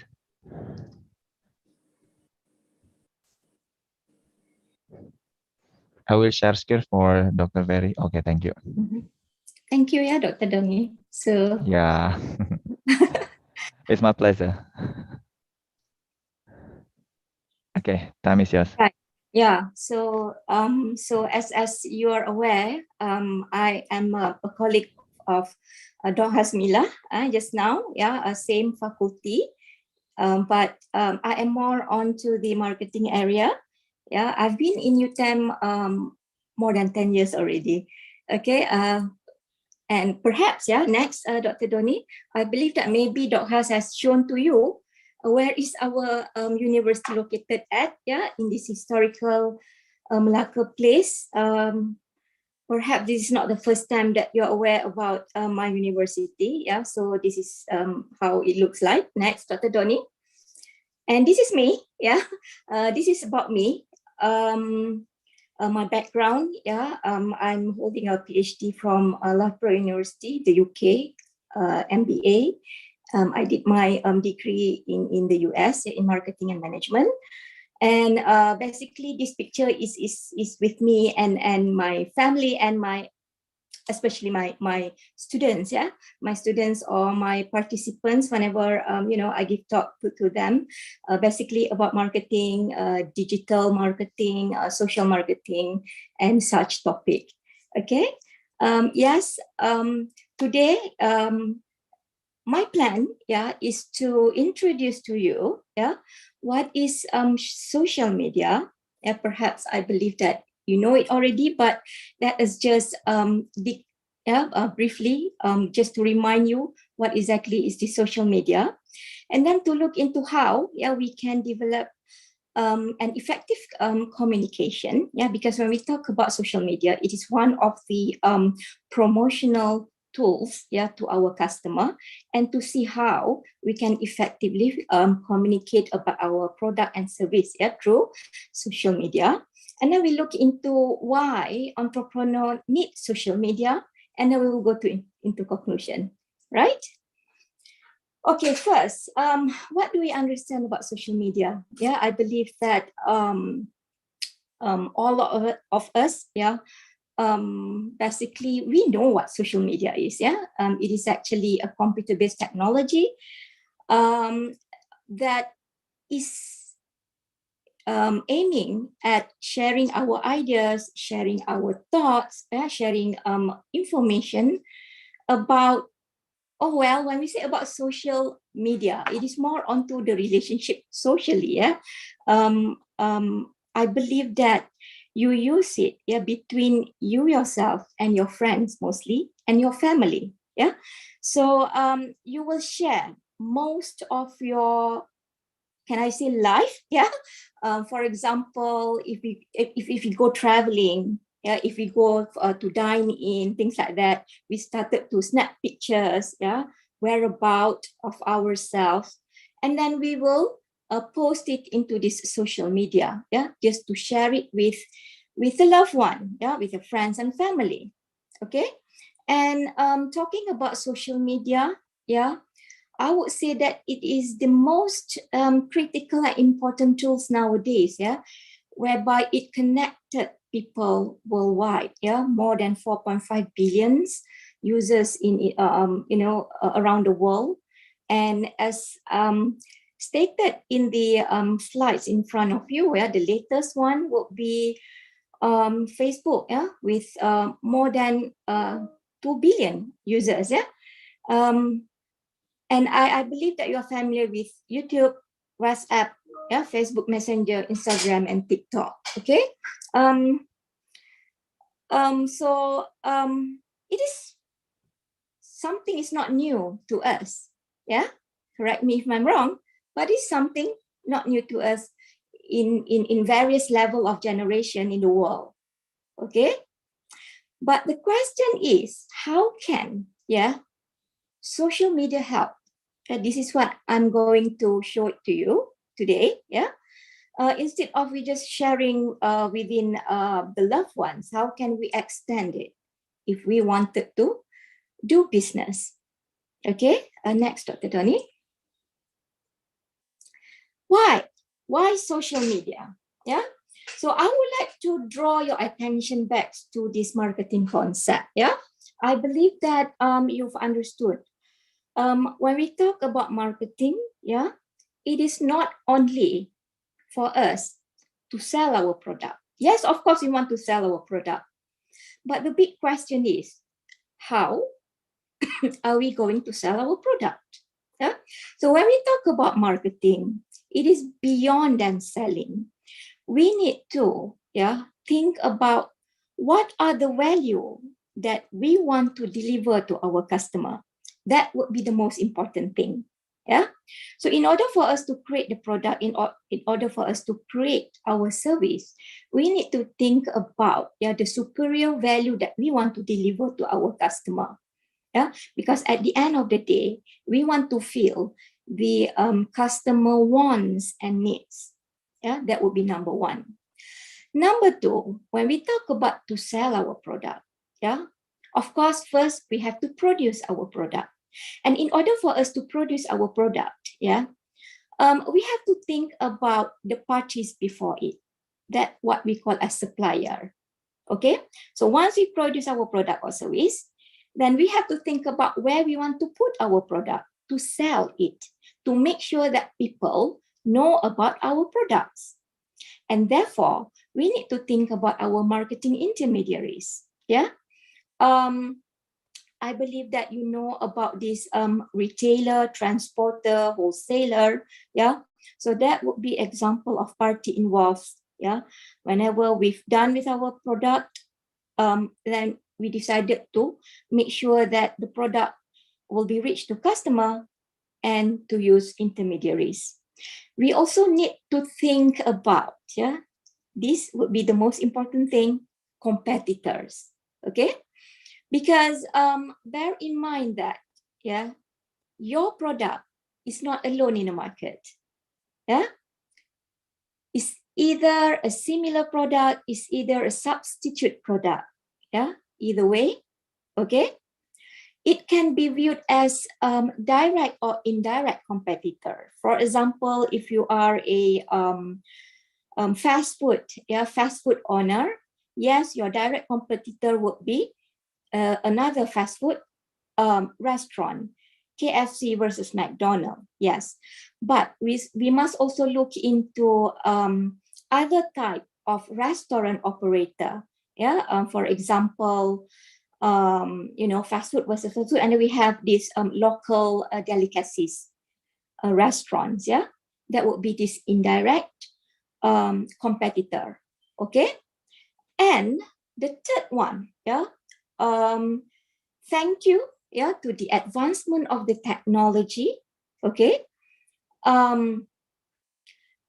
we are shifted. Yeah, most of the business operation is shifted towards technology advancement. We have this digital. We have this, advanced manufacturing technology, for example. We also have, not to forget, a developing themes like sustainable. Yeah, I believe that you came across with that word. Yeah, marketing sustainability, business sustainability, social entrepreneurship, for example. Yeah, not for profit organization, rapid globalization. Yeah, world without borders. Okay. So with these three conditions, yeah, concept of marketing, the parties involved in this selling of our product, and also this changing marketing landscape, yeah, we really need to capture, yeah, as an entrepreneur, we need to capture with the environment, okay? Let us look into the next slide, Dr. Doni.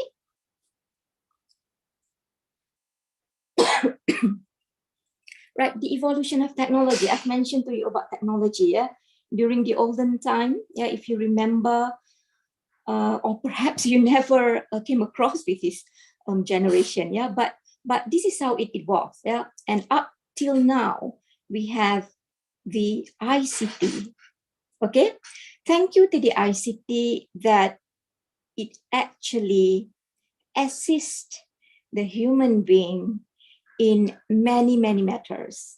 This is also including when we want to do our business, okay?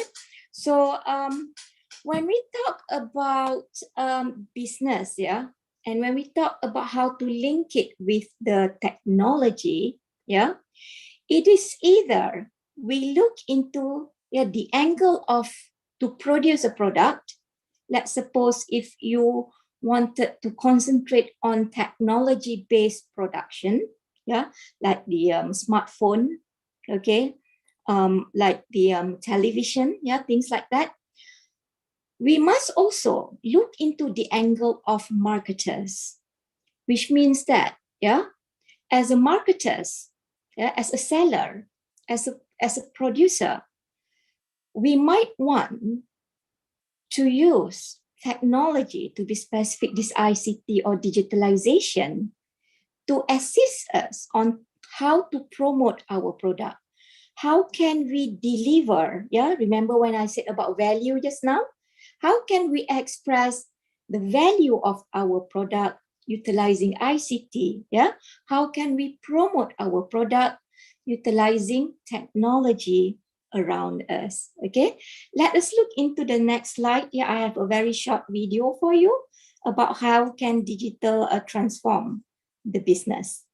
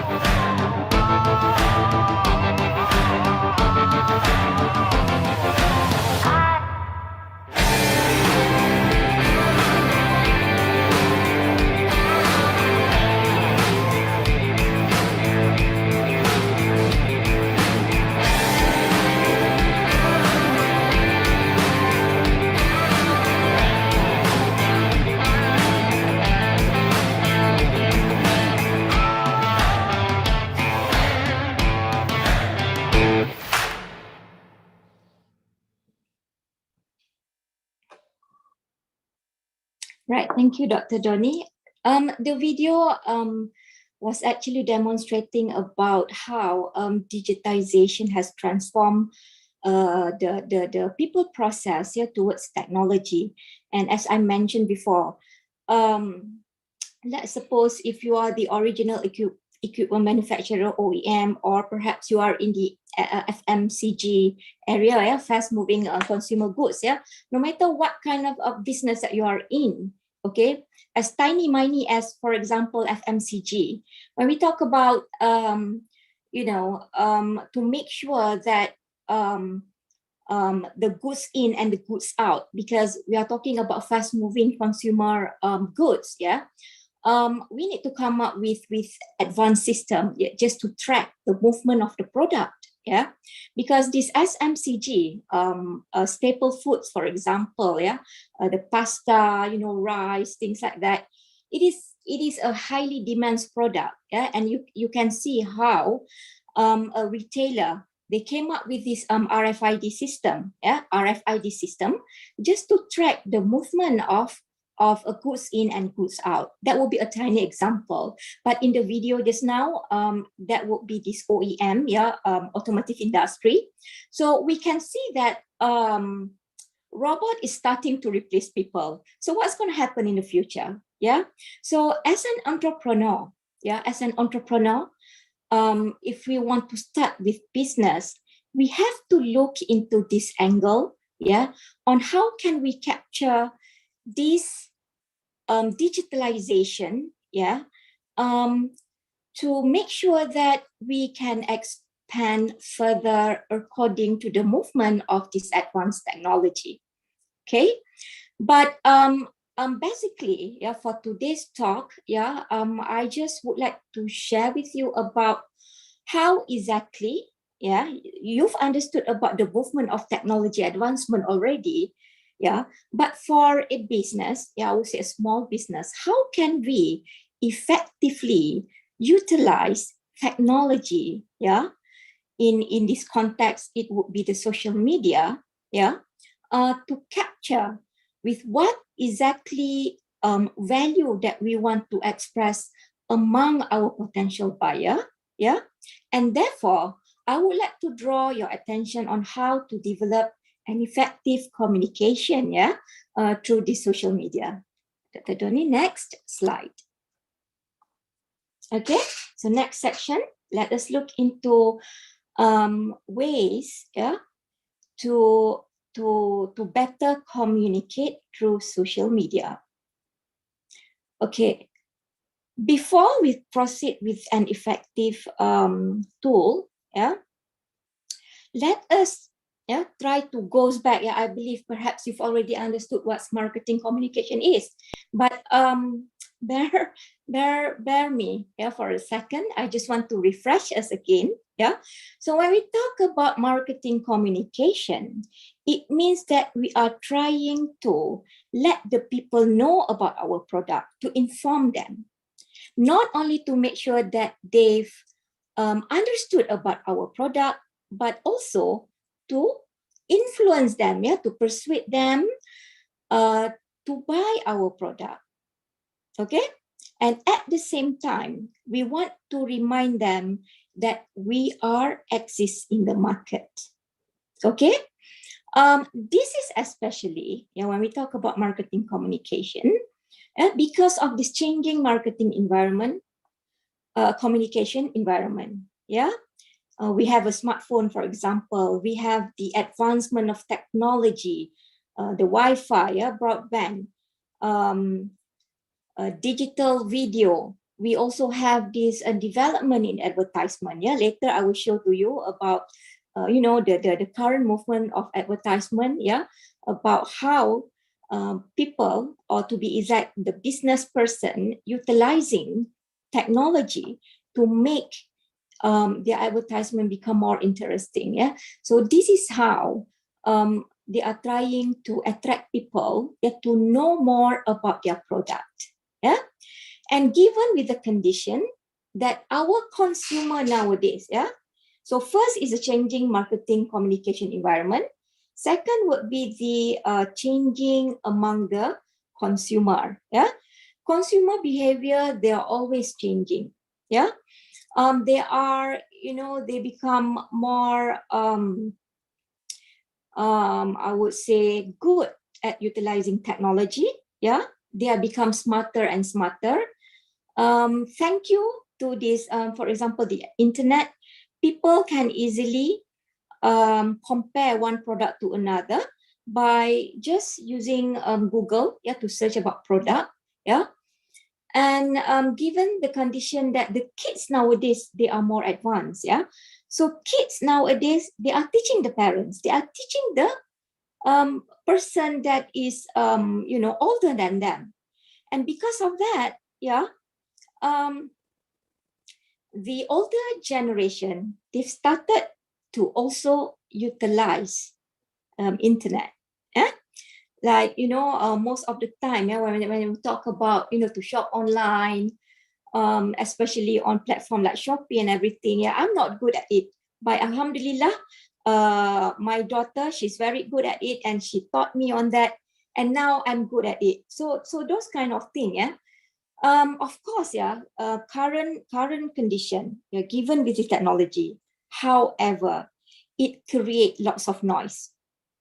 Viral marketing, for example, yeah.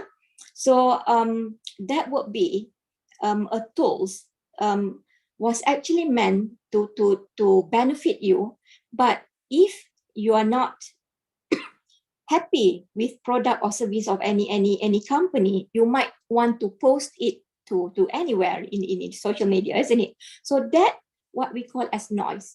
And because of this noise, yeah, consumer, they become aware about the situation, about this business environment. Yeah. So such area, yeah,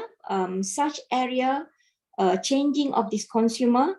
A consumer become multi-dimensional. Yeah, they can do more tasks at one time, for example.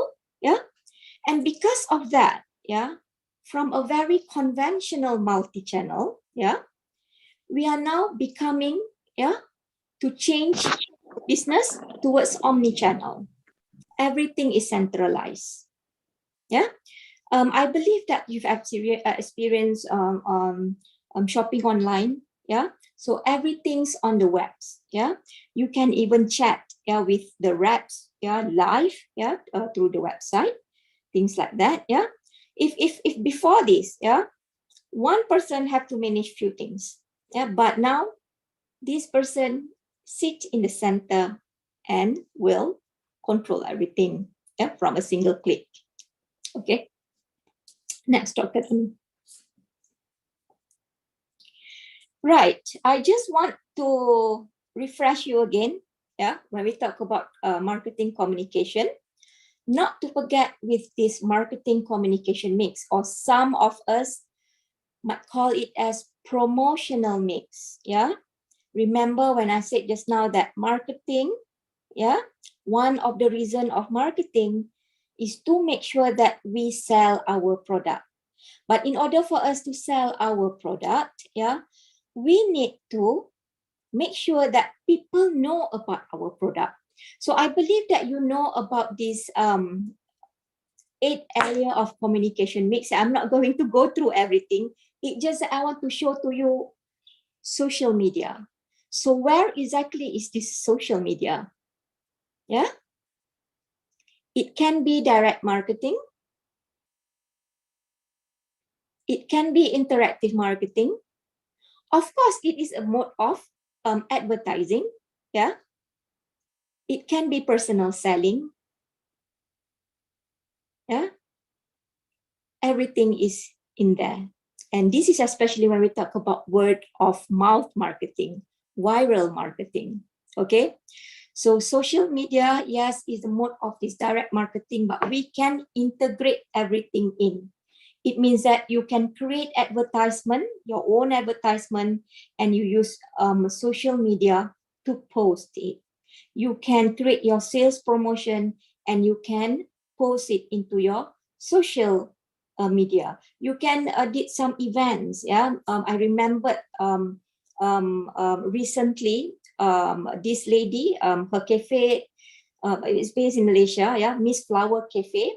So she's just a small entrepreneur selling abaya and prayer mat directly from UAE. A very small business in Malaysia, but she really fully utilized her social media. Yeah, recently she conducted an event. Yes, regarding this. Recently we have celebrating the Rasulullah here for the Muslim. We celebrate the Rasulullah, Prophet Muhammad's birthday. So she called upon a celebrity, Miss Nina, one from Malaysia, one from Singapore. So she conducted events and she posted in social media, Facebook, via Instagram. She did it live and she reached more than 600 people.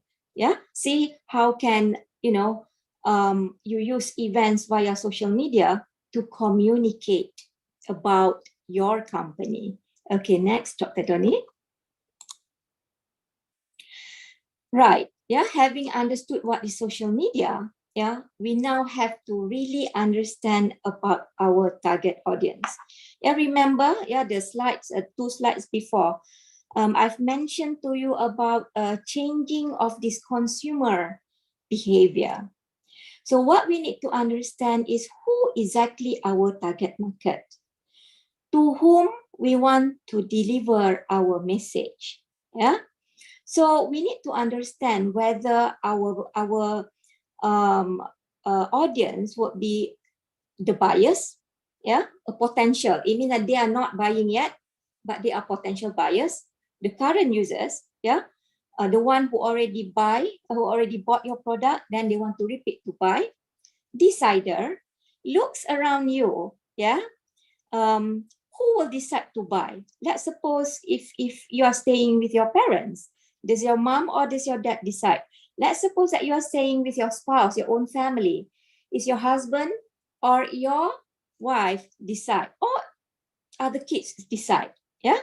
We also have this influencer, the one that will encourage you to buy, perhaps among your friends, things like that. The individual, you yourself, or perhaps you belongs to any groups, a group of students, a group of lecturer, for example, or just to go on to publics, a particular group of publics. For example, when Miss Flower Cafe just now conducted an event for the Rasulullah, Prophet Muhammad.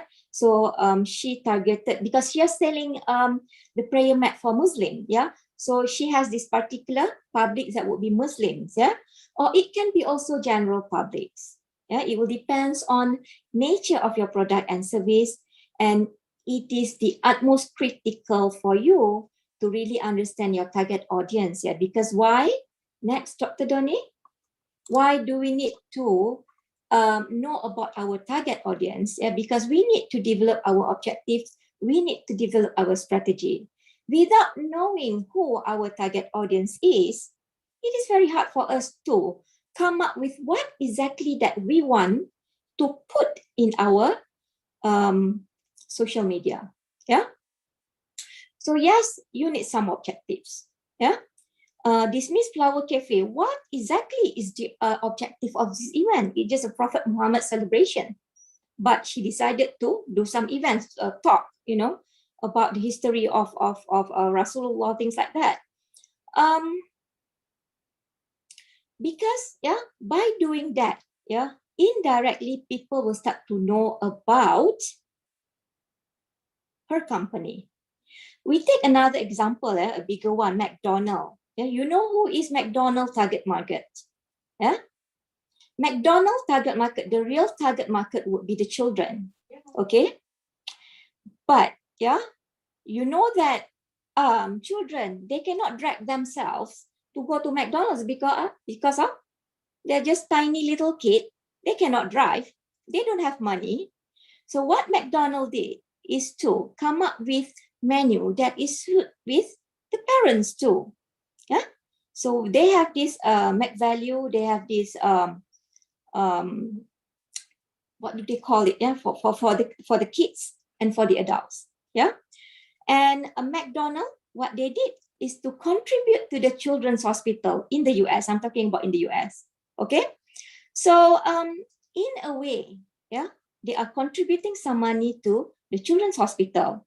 What benefit that will gain? Yeah, they invest some money. But this is how they actually created a brand awareness. They just want to tell people that they are concerned with children. Yeah, they are concerned with children, and this is their attitudes toward children, to help children in the children's hospital.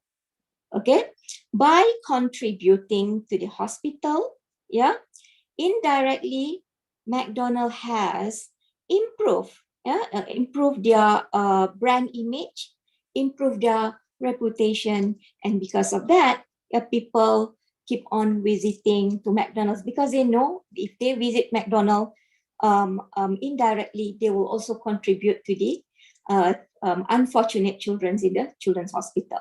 Yeah, so that would be another example on how McDonald's has expressed the value, their value to the children, to give them food via McDonald's, to give some money to the children's hospital. Yeah, so they've identified the target market already, the target audience, and from there they develop the objectives and they come up with a good strategy. What are the message? Yeah, the message would be to taking care of children. Yeah, and they came up with a creative strategy. If you look into McDonald's, they collaborate with movies, yeah, to come up with toys that will be based on these movies characters, for example. But everything is about children, yeah. And then the message, yeah, what sauce that they want to use. They can use many message sauce, yeah. They can use broadcast television, broadcast radio, advertisement. And nowadays, yes, they are fully utilized this social media. Yeah. Next, Dr. Donnie. Right. Yeah. Having understood the objectives and also the strategy, yeah, then we will decide what channels that we want to use. Of course, in order for us to decide what channel that we want to use, we need to check our pocket, unfortunately. Pocket, yeah? Money, okay? If you have budget, more budget, then you can go to kind of expensive channel. TV broadcast is not cheap, yeah? It is expensive. Not to think only about the channel, you have to think about, let's suppose if you decided to go to this TV broadcast, you have to think about who's the brand ambassador. Do you want to use celebrity or do you just want to use public people? Yeah, if you decided to use celebrity, then it will cost you money, more and more to pay. Yeah, so this is what, yeah, some things that we need to decide. Everything will be based on our budget. Yeah, if in Malaysia we always say this, no money, no talk. So same goes to here. If you got no money, you don't talk about advertisement. Yeah, you don't talk about how you want to do, sales promotion, things like that. Yeah. So yes, we need to think about our budget, whether we can afford or not. Yeah. And talking about that, yeah, when we talk about entrepreneurs, yeah, when we talk about a startup company, small companies, yeah, mostly, yeah, we will start small. When we say that we start small, it means that budget is a little bit tight. Okay, budget is a little bit tight, and this is where the encouragement of utilizing social media is highly recommended. Yeah, because social media, provided that you have internet, provided that you have smartphones, yeah, but it is, I would say, like smartphone is one-time investment. It can last 2, 3, 5 years, yeah. But with this minimal cost, yeah, I believe that it can actually help the entrepreneur to come up with a proper channel of communicating about your product and your service. Okay, and talking about the channels, we can be as personal as possible, or it can be non-personal, public. Yeah. Kalau if personal, it means that you will like there is a personal touch. You contact them one by one, things like that, or to catch that particular group. Yeah. Non-personal, it just is very generic. Yeah. But you might want to also to integrate your communication channels. Okay, next, let us look into why social media. Yeah, and when we talk about entrepreneur, I just want to draw your attention. Yeah, as I mentioned just now, entrepreneur, they have a very limited budget. Yeah, and therefore we hope that by utilizing social media, it can actually help you to promote. Yeah. To express the value of your product, to communicate about your product to people with a minimal cost. Yeah. Yes. Yeah. Social media is always fun. It's always easy. It can be reachable worldwide. The most important thing, you have the freedom. You have the freedom to do whatever you want according to yourself, according to your target audience. But the utmost important thing, it is cheap. Okay. So on your right, it was a data that we capture about the utilization of the Instagram versus Facebook. Yeah, it means that whoever use Instagram, they also use Facebook. Whoever use Facebook, they also use YouTube. They're redundant, but I believe that the new generation now, they have everything, isn't it? Yeah. Okay. So why social media? Again, it allows consumer to easily access about your product. It helps entrepreneurs to develop, network a genuine relationship with the potential buyers, with the current buyers. Yeah, they can easily upload the videos or information, events, photos. They can get some, instant feedbacks. Yeah. And at the end of the day, the most important thing, by utilizing social media, we hope that we can create a better marketing network, to get more and more people to know about us. Okay. Next. Yeah. Why entrepreneurs should embrace social media? Can we have a quick look at the example? I promise you to show you one example, from this Instagram advertisement. Dr. Donny, shall we play the video?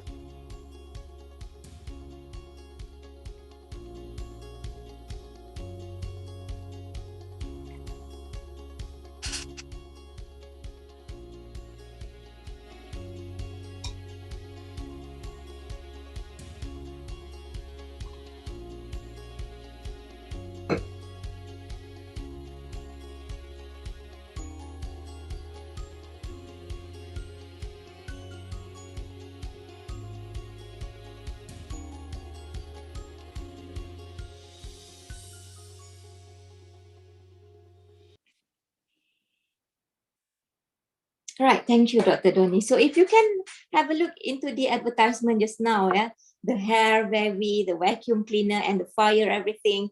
So it becomes more lively with this AI or whatever technology. I think that you are better than that compared to me. Those technologies. Of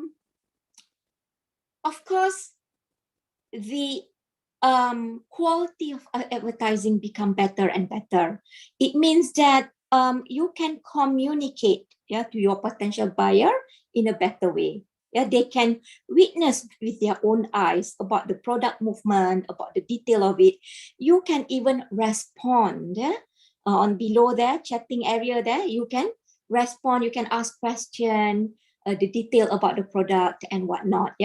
So in a way, the listed benefit in front of you, better communication. Of course, the cost, marketing cost is decreasing.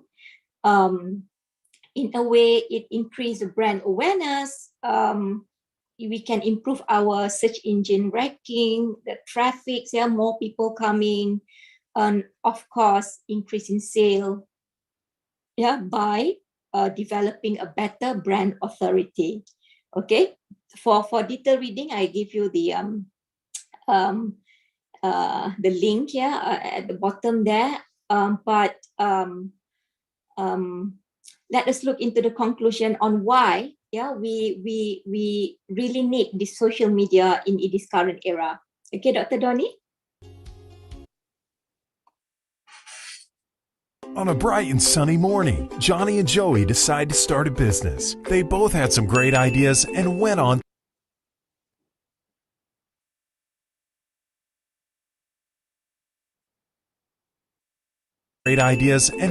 to implement them. Johnny decided to start a brick and mortar store to sell his products. He rented out a nice building in a prime location. He hired a couple of salespeople, printed brochures and flyers. He advertised in the local newspapers, and within a few weeks, Johnny started seeing sales and a lot of local customers. Johnny was excited, but he had very high overheads and very low profit margins. But he decided to wait a couple of years to see some growth.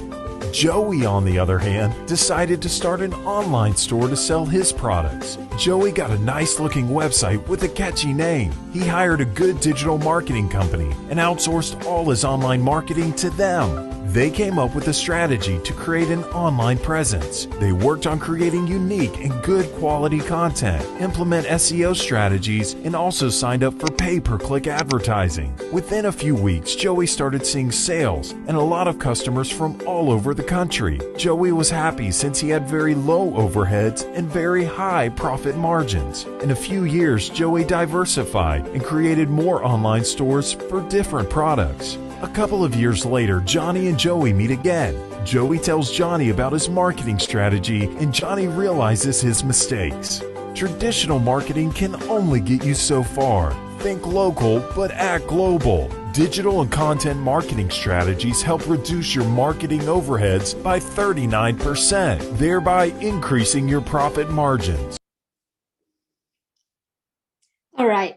Thank you, Dr. Donnie. Yeah, I hope that you can On a see bright and sunny you can see clearly what were the messages, yeah, from the video, yeah, between this Johnny and Joey. Yeah, I would like to emphasize, yeah, we have this COVID condition nowadays, whereby I would say brick and mortar is less relevant, yeah, much more relevant in current business condition, yeah. And because of that, we can see that there's lots of opportunity via this online business. Yeah, however, yeah, the flaw of this online, because you know that the competition is very, very scarce, yeah. But what makes people wants to go to you, yeah?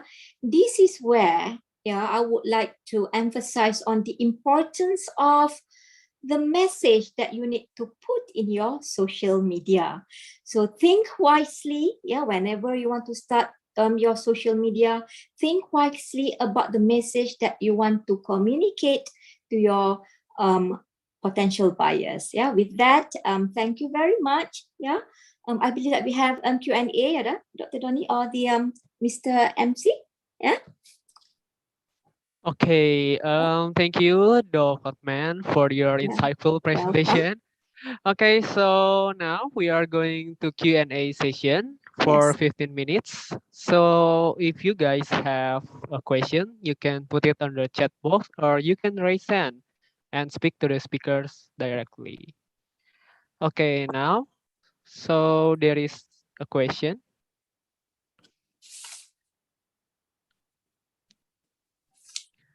Yeah, the first one.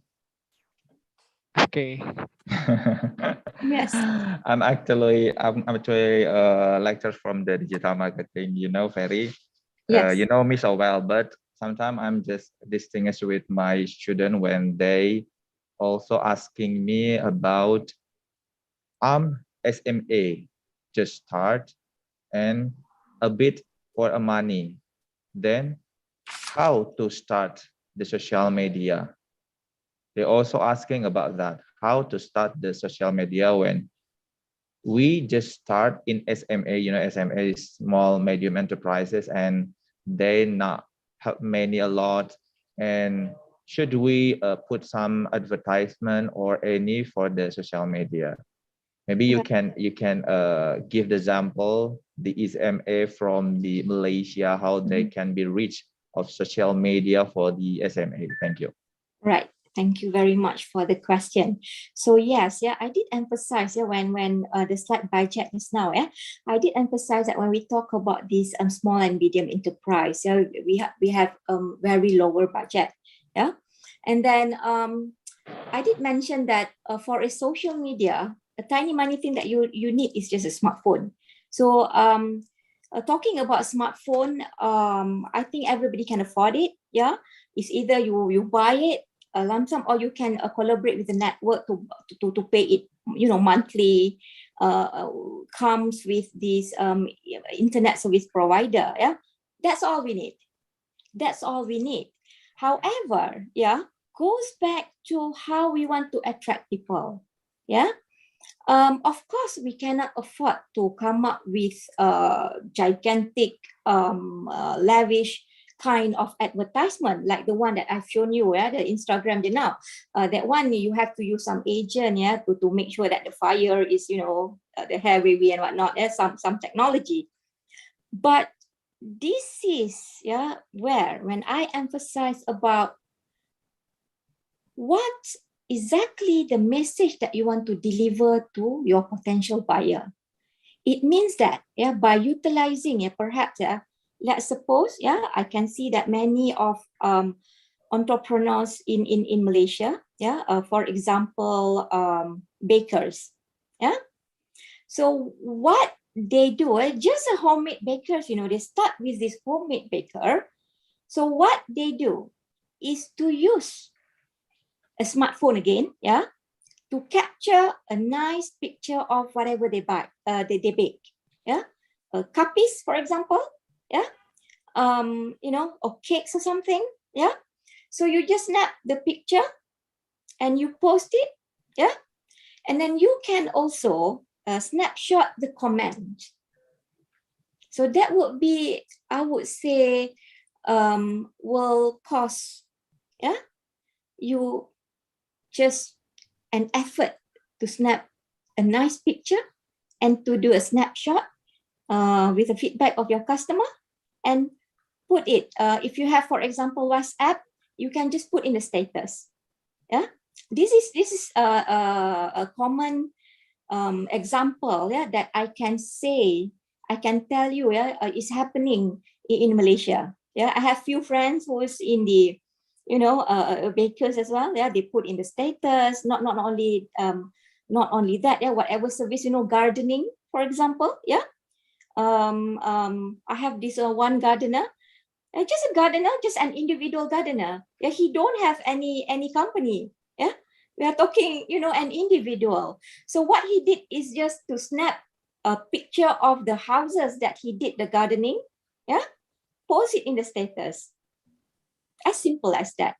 It's just that you need to be creative to snap the picture and to put some comments on it. Okay?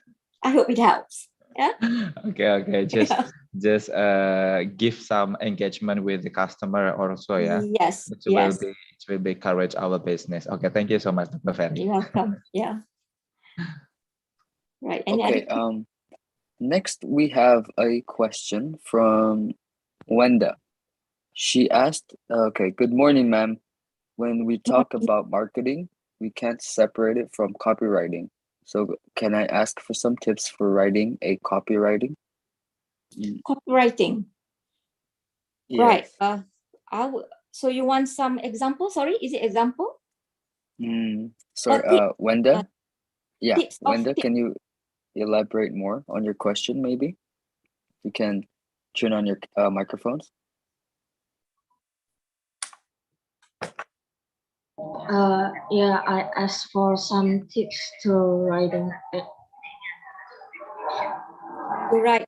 Wow. Okay. Copywriting is actually, I would say,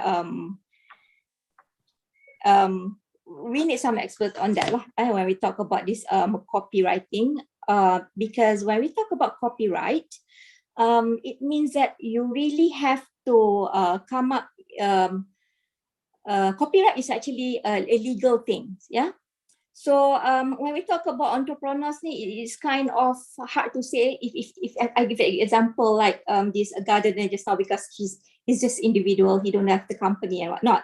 But when we talk about copywriting, it's literally it means that you want to protect your work, yeah, from other people to copy, yeah, to copy it. And if it's in Malaysia, what you need to do, yeah, is to apply it. Yeah, first you need to register your company to this SSM, Suruhanjaya. I've forgotten what it's called. It's for the business. Yeah, you have to register, and then you have to apply this copyright. Yeah, if it's in Malaysia, it's through few bodies. Yeah, you can go to SIRIM, for example. So I'm sorry that I'm not aware Indonesia, what do you call about the copyright governing body? Yeah, I believe that you know about it. Yeah, if Dr. Doni can help me with that, the name of the copyright governing body. So what you need to do is to fill in the form, yeah, to apply for the copyright. Yeah. So basically, when we talk about copyright, yeah, it means that your product is something that you want to protect. Yeah, it means, for example, you are into music, sculptures, painting, things like that. Yeah.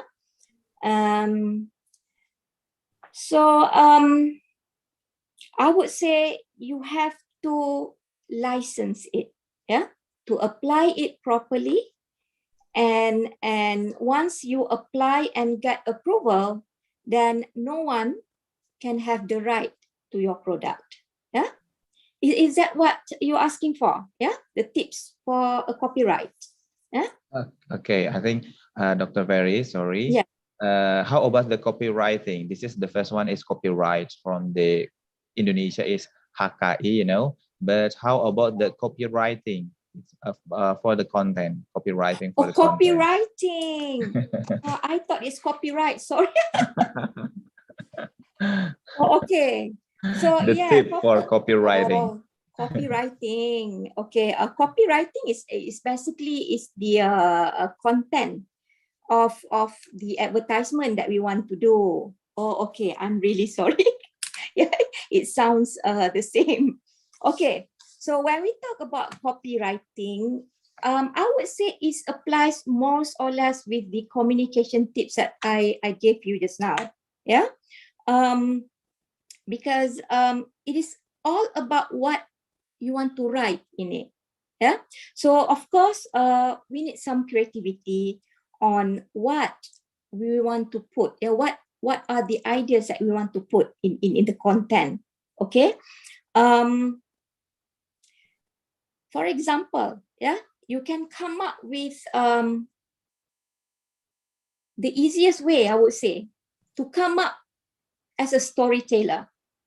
Yeah, it means that you have to come up with what is going to happen.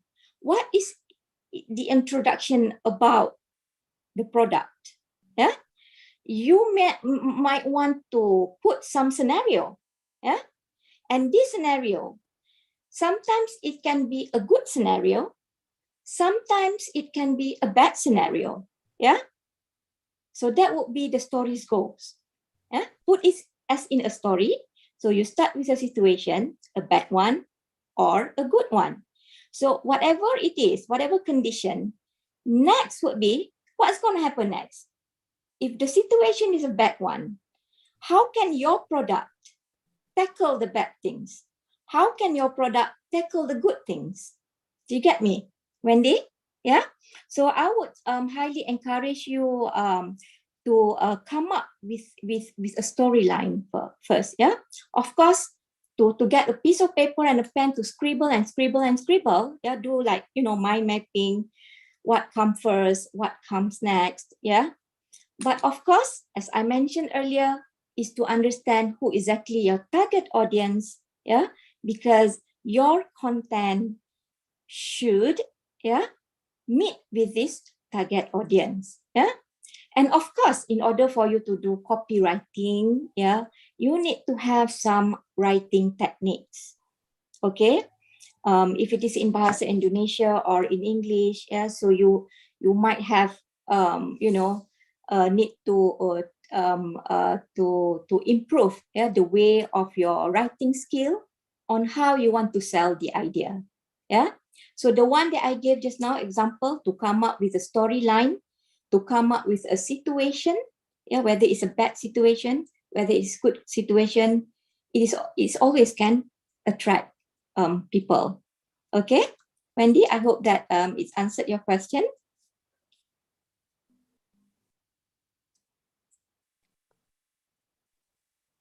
Yes, okay. Thank you. I believe we have time for another question, maybe. And after that, we have to wrap it up because we're almost time for the second session. So is there anybody else who wants to ask a question, maybe?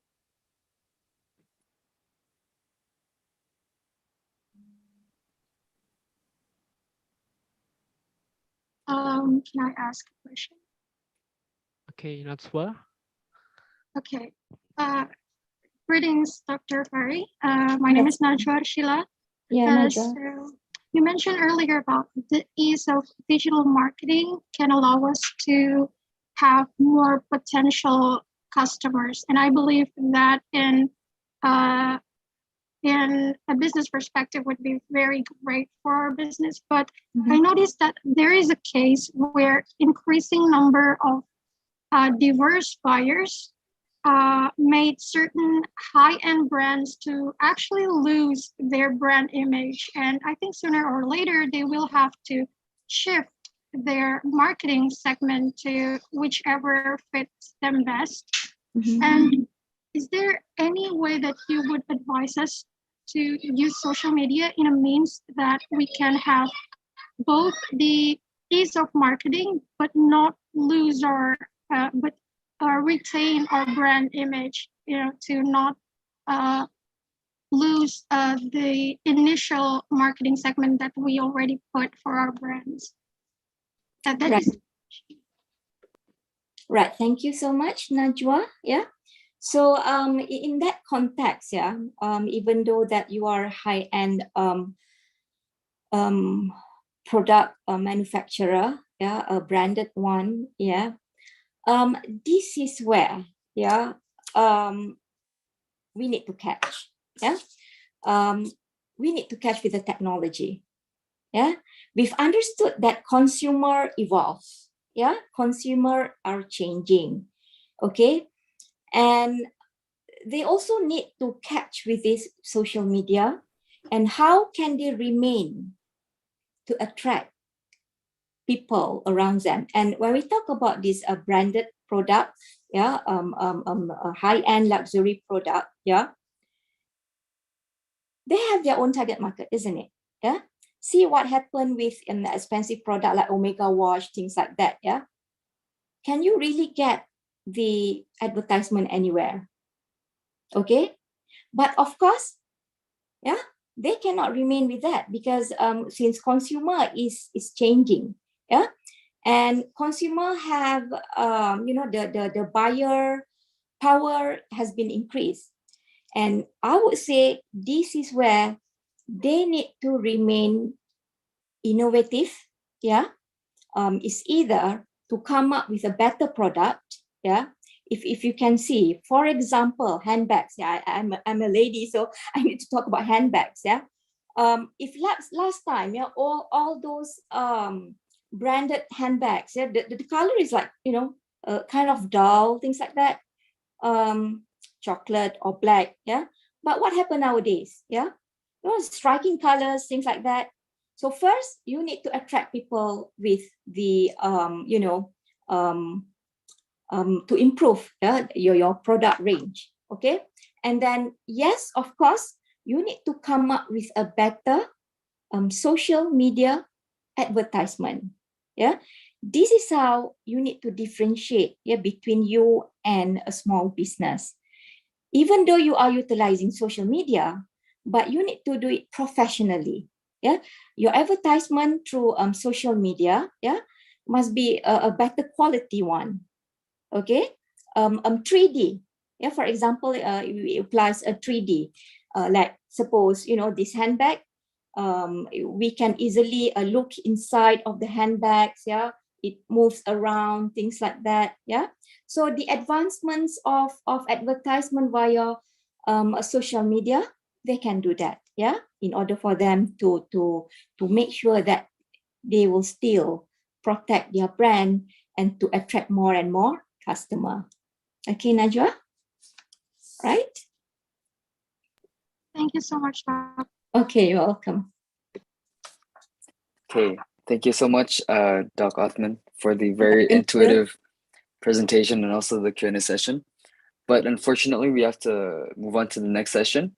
Yes. So before moving on to the next session, if everybody can just turn on their cameras so we can get some pictures together, please. Okay. So the multimedia team, if you guys are ready. We'll capture the moment now. So turn on our camera. We'll start. The first slide, 1, 2, 3. The second slide, 1, 2, 3. The fourth slide, 1, 2, 3. And the fifth slide, 1, 2, 3. Thank you. And also, we are going to fill out the feedback form, which will be on the screen right now. You guys can scan it, or you guys can open it through the URL link on the chat box. But before we move on to the next session, once again, thank you so much, Doc Othman, Yes, thank you to so take much. your time to prepare the presentation and also present to us. But you are more than welcome to continue to stay with this event until this afternoon, or you may leave now. It's totally up to you. Yes. But from us, from the Binusian students, lecturers, and everybody, we would like to say thank you so much. So yes, we hope to see you soon again. It was nice. It was lovely session. Thank you. Yes, thank you so much. We also Bye-bye. gained a lot of insight. Thank you. Yeah, thank you. Thank you, Okay. Dr. Othman. Yeah, thank you, Dr. Doni. Bye-bye. Bye. Okay. Bye-bye. All right. Since we're running out of time and we went a little bit over time before, we would like to continue to the next session, which is the third session. So what is the third session? The third session, the theme of the third session is called Be Ready to Be Impressive, Personal Grooming. So the next speaker is actually going to be a lecturer from Binus Bandung University. But since the presentation is going to be in Bahasa, I'm going to read her biography in Bahasa. So, Ibu Mira Rustin SMB MBA merupakan seorang lecturer di Binus University Bandung. Beliau adalah lulusan Magister Business Administration, Creative and Cultural Entrepreneurship, Institut Teknologi Bandung. Beliau memulai karirnya sebagai owner dari Namira Cookies pada tahun 2009 hingga 2011. Selain itu, Bu Mira juga membuka beberapa bisnis baru seperti House of K-pop Stuff, Kira Hijab, dan Aubrey and Lise. I hope I said that right. Selain mengajar di Binus University, beliau juga memiliki pengalaman mengajar sebagai non-permanent lecturer di Akademi Sekretari dan Manajemen Taruna Bakti Bandung. So without further ado, we would like to invite Ibu Mira Rustin to the stage. Hai, selamat pagi Bapak Ibu, selamat pagi Bu Mulyani, Ibu Othman, Pak Doni, dan Bapak Ibu dosen lainnya. Terima kasih. Terima kasih saya sudah diberikan kesempatan untuk menjadi salah satu pemateri dari acara ini. Oke. Boleh saya mulai aja? Boleh saya yang share PowerPoint-nya?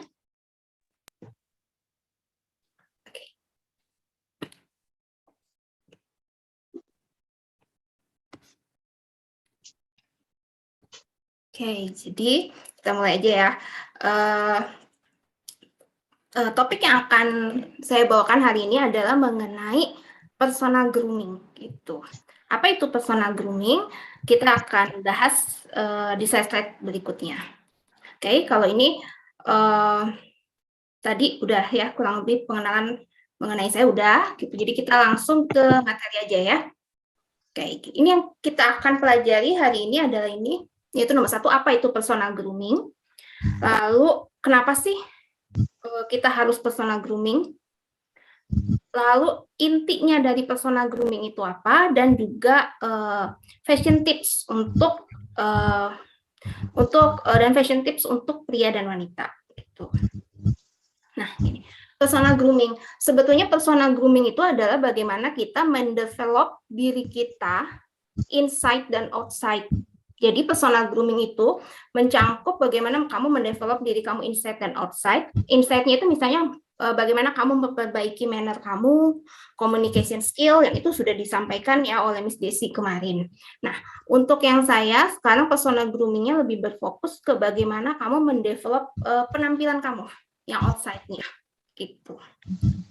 Jadi personal grooming kalau terkait bagaimana kamu mendevelop tampilan luar kamu itu adalah mengenai bagaimana, yang pertama bagaimana kamu merawat diri kamu, dan yang kedua adalah mengenai tampilan kamu dari ujung kepala hingga ujung kaki.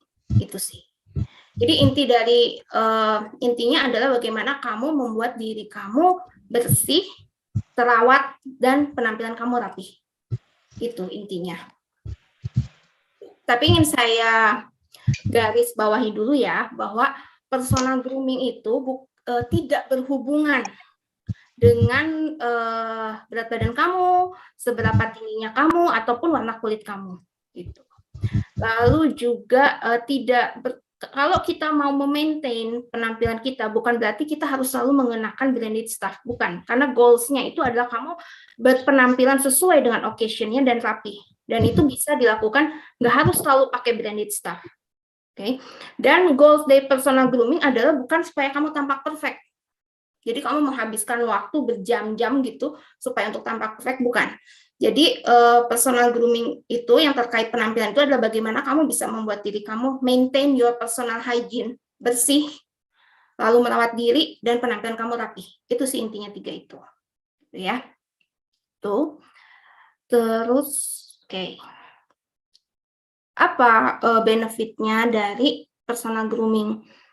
Kenapa sih kita harus merawat diri? Memang kenapa sih kita harus memaintain penampilan kita dari ujung kepala sampai ke ujung kaki? Benefit utamanya benefitnya ada 3.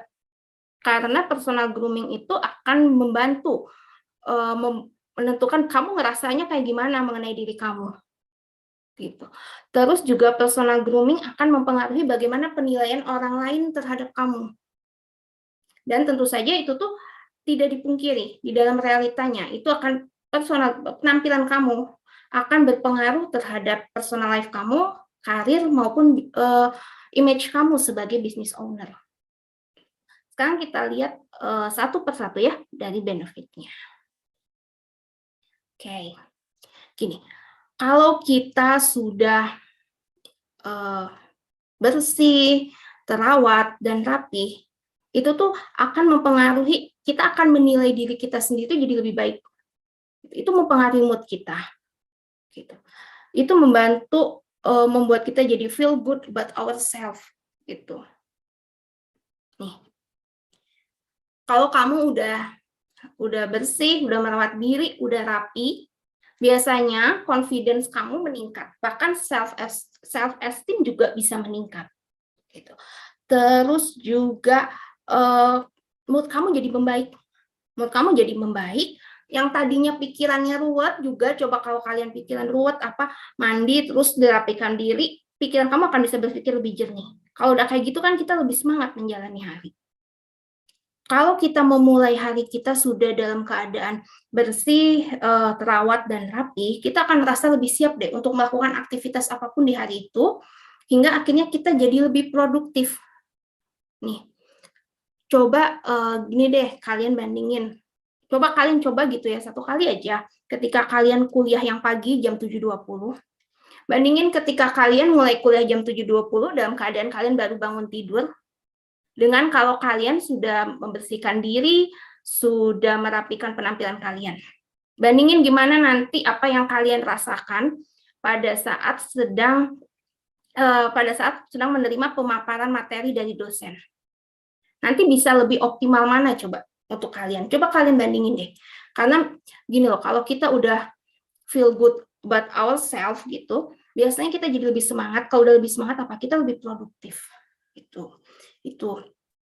Jadi saran saya sebelum kamu memulai hari, yuk nyamankan dulu diri kamu dengan itu tadi, kamu sudah harus siap sudah harus membersihkan diri dan juga sudah harus berpenampilan rapi.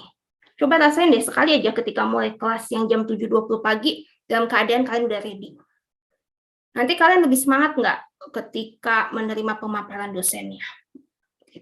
Ketika nanti kalian bisa lebih fokus nggak, bisa lebih optimal nggak ketika menerima pemaparan materi dari dosen, ataupun setelah selesai perkuliahan. Kalian bisa jadi lebih produktif nggak setelah selesai perkuliahan atau balik lagi tiduran, rebahan. Nah, masalahnya kalau kita memulai hari dalam keadaan belum ready, itu suka jadi agak males. Gitu. Nanti kuliah online rebahan lagi.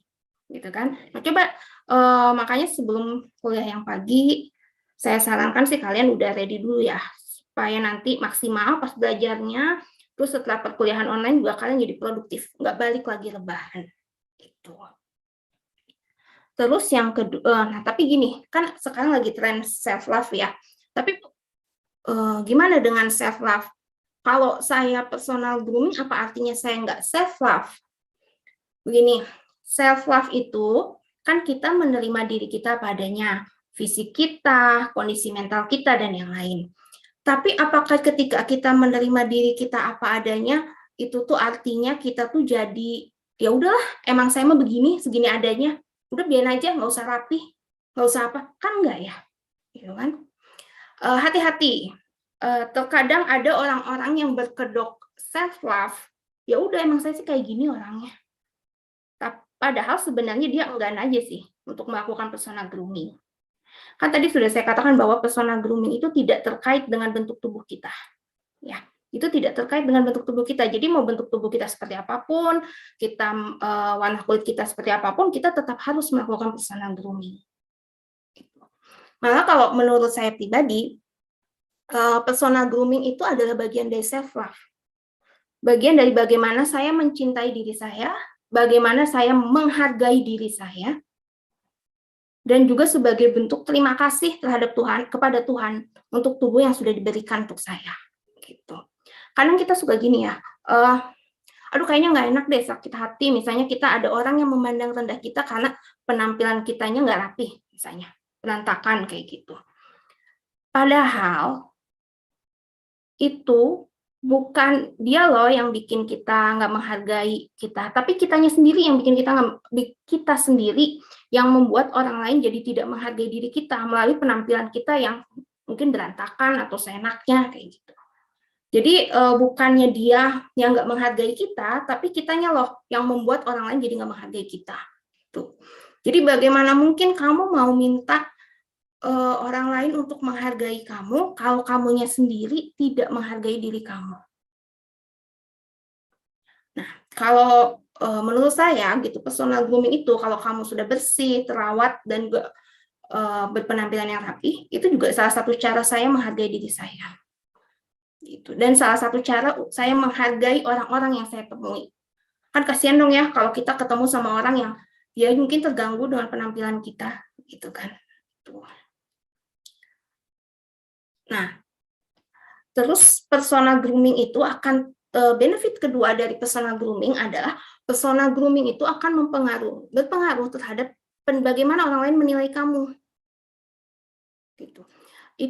Kalau kamu sudah bersih, terawat, rapi, itu biasanya first impression-nya orang-orang ke kamu tuh jadi lebih positif. Jadi lebih positif gitu. Dan juga melalui penampilan kamu bisa menunjukkan gitu personality kamu tuh kayak gimana. Itu tergambar loh dari penampilan kamu. Oke. Jadi atau bahkan misalnya saya personality-nya nggak kayak gitu sih, tapi saya pengen orang-orang menilai saya seperti itu. Ya itu bisa dibentuk juga. Penilaian orang lain terhadap kamu bisa kamu bentuk juga melalui penampilan kamu. Gitu. Nah, tapi kan Bu, katanya don't judge book by its cover. Nah, memang benar. Kita sebaiknya tidak menilai orang hanya dari penampilan luarnya. Tapi tidak dipungkiri di realitanya, orang pertama kali menilai itu melalui penampilan dan attitude kamu loh. Jadi bagaimana orang lain mau mengenali kamu lebih jauh, apa aja kompetensi kamu, misalnya apa kelebihan yang kamu punya, kalau first impression-nya udah kurang baik. Jadi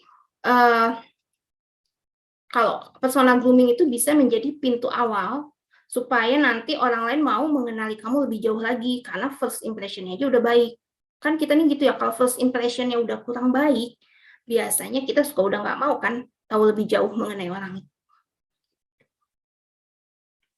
Nah, terus apa benefitnya personal grooming untuk profesional karir? Yang pertama adalah itu jadi membuat kamu stand out di antara pegawai-pegawai yang lain. Terus juga kalau kamu memaintain penampilan kamu jadi tampak lebih cerdas, profesional, dan kredibel. Gini, misalnya nih, nanti kalian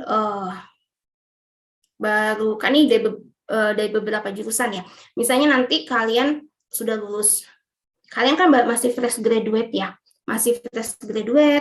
belum punya banyak pengalaman, atau mungkin belum banyak achievement gitu. Nah, ketika kalian memasuki dunia profesional, gimana ya caranya supaya saya bisa, saya ini pegawai baru, fresh graduate juga, gimana caranya ya saya bisa stand out di antara pegawai-pegawai lainnya gitu. Yang pertama adalah tips and triknya adalah coba kamu stand out melalui penampilan kamu. Gitu. Tunjukkan melalui penampilan kamu, tunjukkan bahwa kamu itu cerdas, profesional, dan kredibel. Nanti seiring berjalannya waktu, kamu buktikan kinerja kamu. Jadi itu sedikit tips and trick ketika nanti kalian baru mulai memasuki dunia profesional. Itu buat diri kalian tampak stand out dulu di antara pegawai-pegawai yang lain melalui penampilan kamu yang tampak cerdas, profesional, dan kredibel. Lalu seiring berjalannya waktu, kalian buktikan kinerja kalian. Itu.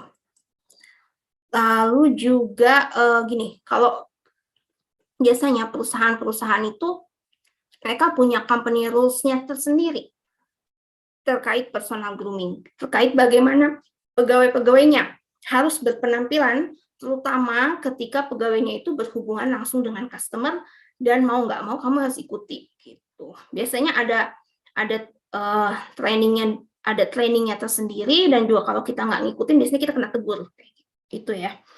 Terus kalau untuk bisnis, untuk yang jurusan CP, nanti apa sih benefitnya personal grooming? Gini, kalian owner itu adalah brand ambassador dari bisnis kalian. Kalian adalah brand ambassador dari bisnis kalian kan. Apalagi kalau kalian lihat sekarang di sosial media, kita ini masuk di era yang owner bisnis itu harus membangun personal branding ya. Owner bisnis itu harus aktif di sosial media dan menunjukkan bahwa saya loh owner brand ini. Nah, kebayang nggak sih kalau misalnya bisnis kamu misalnya skincare atau fashion, tapi kamu yang nggak merawat diri, penampilannya nggak rapi. Apa orang-orang akan percaya kalau produk skincare atau fashion yang kalian jual itu berkualitas? Nanti mereka akan berpikir, ownernya aja kayak gitu. Nah itu. Jadi, lalu jika kamu memaintain penampilan kamu sebagai seorang business owner, itu nanti akan lebih mudah bagi kamu untuk kan nanti kita sebagai business owner tuh akan membangun relasi dengan business owner lainnya.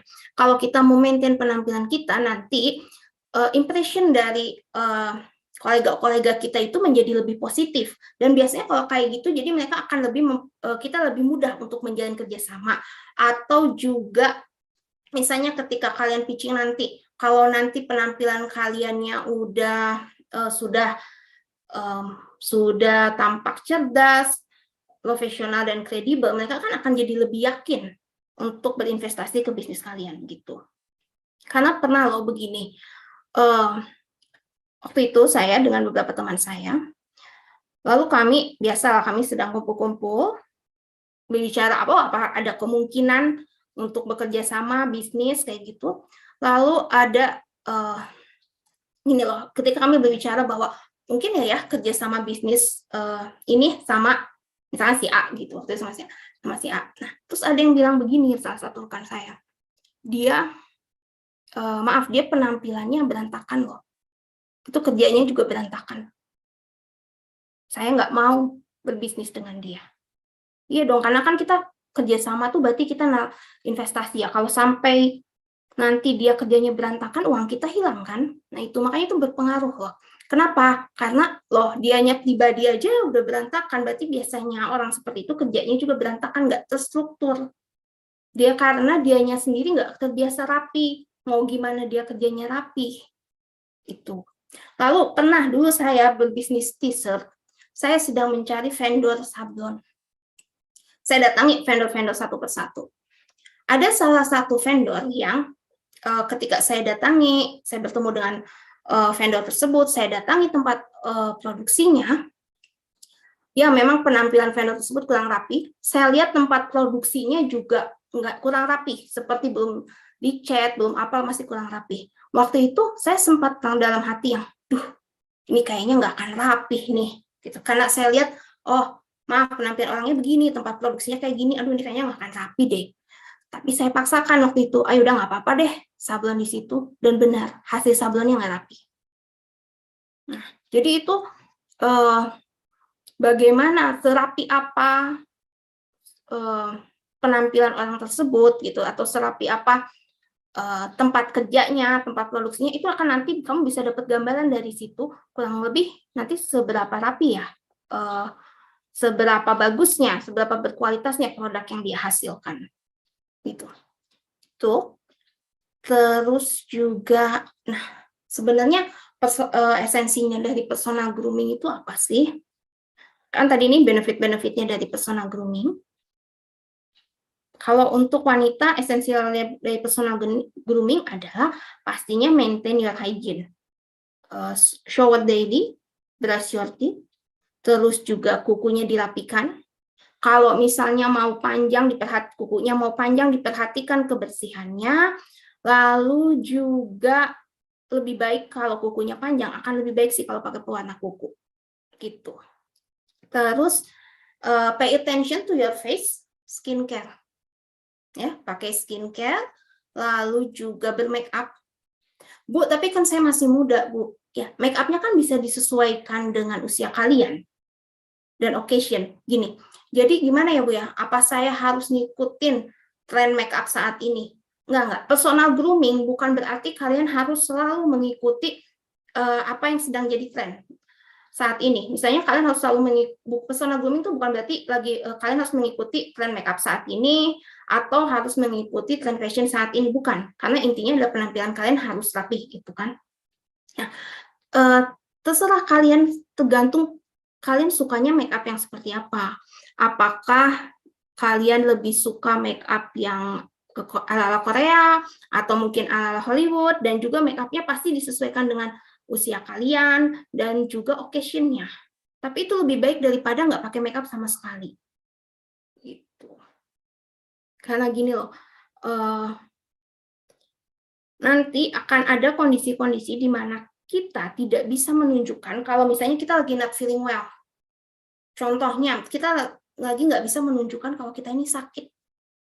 Karena bagaimana, misalnya kalian untuk mau pitching ya besok gitu. Misalnya kalian lagi sakit nih. Kalian nggak bisa loh menunjukkan kalian lesu, wajahnya pucat. Karena bagaimanapun kalian harus profesional dan tampak meyakinkan. Nah itu semua, kalau memang untuk kondisi-kondisi yang kayak kepepet, kayak gitu, penampilan kalian, make up kalian, itu bisa menutupi itu semua. Jadi kalian tetap tampak profesional, walaupun mungkin sebenarnya lagi sakit. Gitu ya. Sama seperti saya ketika mengajar kalian, sebenarnya waktu itu saya sempat sakit gitu kan, saya sempat sakit tifus, tapi saya tetap berpenampilan yang rapi, tetap pakai make up. Kenapa? Karena saya nggak boleh, saya harus profesional. Saya nggak bisa menunjukkan ke kalian kalau, oh saya ini lagi sakit. Saya sebagai dosen, saya harus semangat dong, biar mahasiswanya semangat.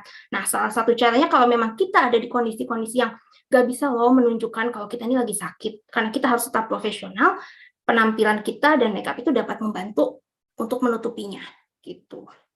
Lalu perhatikan, pay attention to your hair, gitu. Kalau misal, terutama untuk yang rambutnya panjang ya, itu perlu lebih diperhatikan lagi. Terus juga dress wisely. Kenakan pakaian yang bersih dan pastinya sudah disetrika. Atau kalau perlu kalian setrika 2 kali nggak masalah. Karena saya punya kebiasaan pakaian saya sama ART di rumah sudah disetrika, tapi ketika saya mau pakai saya akan minta ART saya untuk setrika lagi. Karena biasanya kan pakaian kalau udah masuk lemari suka agak kusut sedikit kan. Jadi nggak apa-apa kalau memang perlu disetrika 2 kali kalian setrika 2 kali. Gitu. Terus berpakaianlah sesuai dengan occasion-nya. Atau kalau kita jangan sampai kalian berpakaian nggak sesuai occasion-nya, perhatikan kombinasi dari warna pakaian yang kalian gunakan, atau perhatikan kombinasi dari motif pakaian yang kalian gunakan. Tuh. Terus kalau untuk pria gimana? Kurang lebih sama. Maintain your hygiene. Shower daily, brush your teeth, lalu kalau untuk pria akan lebih baik kalau kukunya pendek aja ya, gitu, dipotong pendek aja. Terus juga pay attention to your face, bersyukur ya. Kalaupun kalian mau berkumis atau berjambang, dirapikan. Lalu juga sekarang pria juga akan lebih baik kalau pakai skincare ya. Kan banyak ya skincare untuk pria gitu. Pay attention to your hair. Terus juga sama, dia juga harus dress wisely, kenakan pakaian yang bersih, sudah disetrika, berpakaian sesuai occasion-nya. Perhatikan kombinasi dari warna dan motif pakaian yang kalian kenakan. Oke, itu kurang lebih esensialnya dari personal grooming. Jadi intinya esensial dari personal grooming adalah bersih, terawat, rapi. Tuh. Nah, lalu kalau untuk ini sedikit fashion tips, gitu. Kalau di sini saya pakai contohnya itu mungkin untuk style-style fashion untuk yang usianya mungkin 25 tahunan ke atas, tapi kurang lebih sama ya. Karena ini fashion tipsnya yang basic, jadi kurang lebih sama untuk usia berapapun, atau misalnya untuk pria wanita kurang lebih sama, karena ini fashion tipsnya basic kok, yang basic gitu. Kalau ini mengenai warna-warna yang soft atau pastel, ini banyak banget orang yang suka ya. Ini kayaknya orang udah pada paham harus kayak gimana mengkombinasikan warnanya. Nah, tapi kan gini, Bu, gimana ya? Kalau saya sih sukanya warna bold. Karena untuk fashion sendiri, nggak harus berarti kalian harus selalu mengikuti tren fashion ya. Misalkan tren fashion sekarang lagi ini kalian ikutin, nanti berapa bulan lagi ganti kalian ikut lagi. Enggak. Kalau memang tren fashion yang nggak sesuai dengan style kalian kan nggak perlu kalian ikuti, gitu. Nggak masalah. Yang penting kalian tetap berpenampilan rapi aja. Nah, lagi pula juga kalau kita sebagai orang Indonesia nggak usah terlalu khawatir sih kalau kita nggak terlalu mengikuti tren fashion. Kenapa? Karena fashion di Indonesia ini nggak ada kiblatnya. Misalnya apakah fashion di Indonesia kiblatnya ke Paris atau kemana? Enggak. Gini, fashion di Indonesia itu berbagai macam ada semua. Kenapa? Karena biasanya style fashion kita, taste fashion kita itu dipengaruhi oleh budaya. Nah, sedangkan Indonesia itu kan budayanya beragam. Jadi di Indonesia itu taste fashionnya itu beragam, jadi kalian nggak perlu khawatir kalau kalian ngerasa, oh kayaknya tren fashion yang ini nggak cocok deh sama saya nggak suka, ini bukan saya, ya nggak apa-apa, nggak usah diikutin. Oh, taste fashion di kita itu beragam kok, jadi tenang aja gitu. Tuh, nah ini baik lagi ya, kalau yang pastel atau soft color kayaknya orang udah pada tahu harus gimana mengkombinasikannya. Nah, Bu, tapi saya sih sukanya pakai warna-warna yang bold. Gimana? Gak masalah, kalau kalian suka pakai warna yang bold, biasanya pilih salah satu. Misalnya warna boldnya hanya untuk di keatasannya, untuk bawahannya kalian pakai warna yang lebih gelap. Atau kalian pakai warna boldnya itu di bawahannya, dan ke atasannya pakai warna yang lebih gelap. Nah, kalau warna boldnya masih salah satu kayak gini, entah di ke atas atau di bawahan, ini masih bisa ya, warna boldnya nggak yang polos tapi ditambah motif masih bisa. Tapi kalau kalian mau pakai warna bold atas bawah kayak gini, disarankan polos tanpa motif apapun, biar nggak terlalu rame gitu. Tuh. Terus juga, Bu, kalau saya mau mengkombinasikan beberapa warna bold, gimana? Bisa. Bisa-bisa aja. Kalian mengkombinasikan beberapa warna yang bold, asalkan masih match ya, masih masuk aja. Dan tapi kalau kalian mengkombinasikan beberapa warna bold, itu sebaiknya polos, jangan ada motif. Terus kalau saya mau pakai pakaian yang bermotif, gimana nih, Bu? Kalian bisa pilih salah satu, entah motifnya itu di atasannya aja, atau di yang bawahannya. Atau kalau mau atas bawah mau pakai yang bermotif boleh, tapi make sure kalau atas bawah bermotif kayak gini, make sure motifnya sama ya. Kan kalian juga tahu sekarang banyak yang jualan, yang jual fashion one set, ya one set yang bermotif atas bawah sama kan. Nah itu bisa pakai yang one set kayak gitu. Tuh, itu aja sih. Itu aja sedikit basic tips mengenai fashion. Udah gitu aja, singkat aja materi saya, karena di sini saya percaya kalian semua adalah individu-individu yang merawat diri dan memperhatikan penampilan, karena memang usia-usia kalian adalah usia-usia yang sedang peduli banget sama penampilan gitu. Cuma di sini saya ingin kalian aware bahwa manfaatnya, benefitnya dari merawat diri dan memperhatikan penampilan itu bukan supaya kalian dapat pacar aja, bukan supaya kalian gak jomblo aja gitu, tapi benefit lainnya adalah supaya kalian lebih percaya diri dan bisa lebih produktif menjalani hari kalian, lalu juga itu akan membantu untuk profesional karir kalian, maupun itu akan membantu membentuk image kalian sebagai seorang brand owner, business owner, itu aja sih. Nah, misalnya lagi contohnya, kalian bisnis makanan. Saya pernah beli waktu itu salah satu produk makanan. Si ownernya, mohon maaf, dia nggak rapi, nggak bersih. Pak, kalian percaya produk makanan dia higienis? Nah itu, jadi itu perlu diperhatikan juga gitu.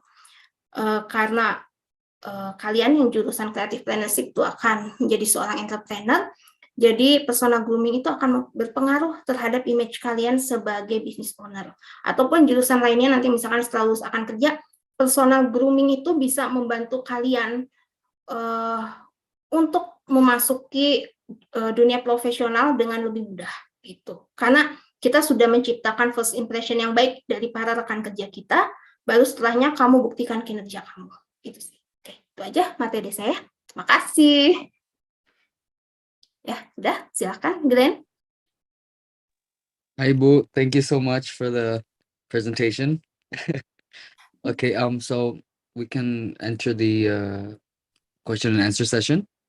Mungkin pakai bahasa Indonesia juga boleh lah ya.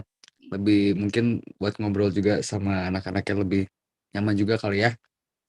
Jadi, for those of you that have any questions, you guys can raise your hand or insert your questions into the chat box.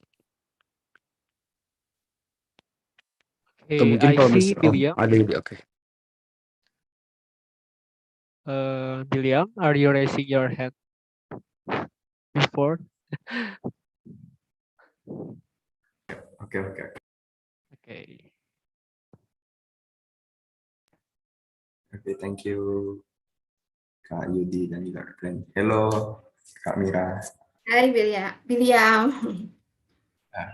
Ya, thank you Kak tadi presentasinya Kak tentang personal grooming.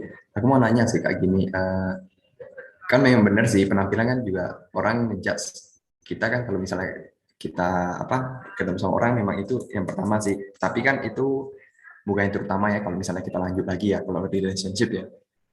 Nah aku mau nanya nih Kak, gimana kita bisa nge-balance sih Kak? Kayak kan banyak orang kayak bilang, waduh yang kebanyakan gaya lah, apa adanya. Nah itu gimana menurut Kakak persepsi itu? Itu dulu sih yang aku nanya.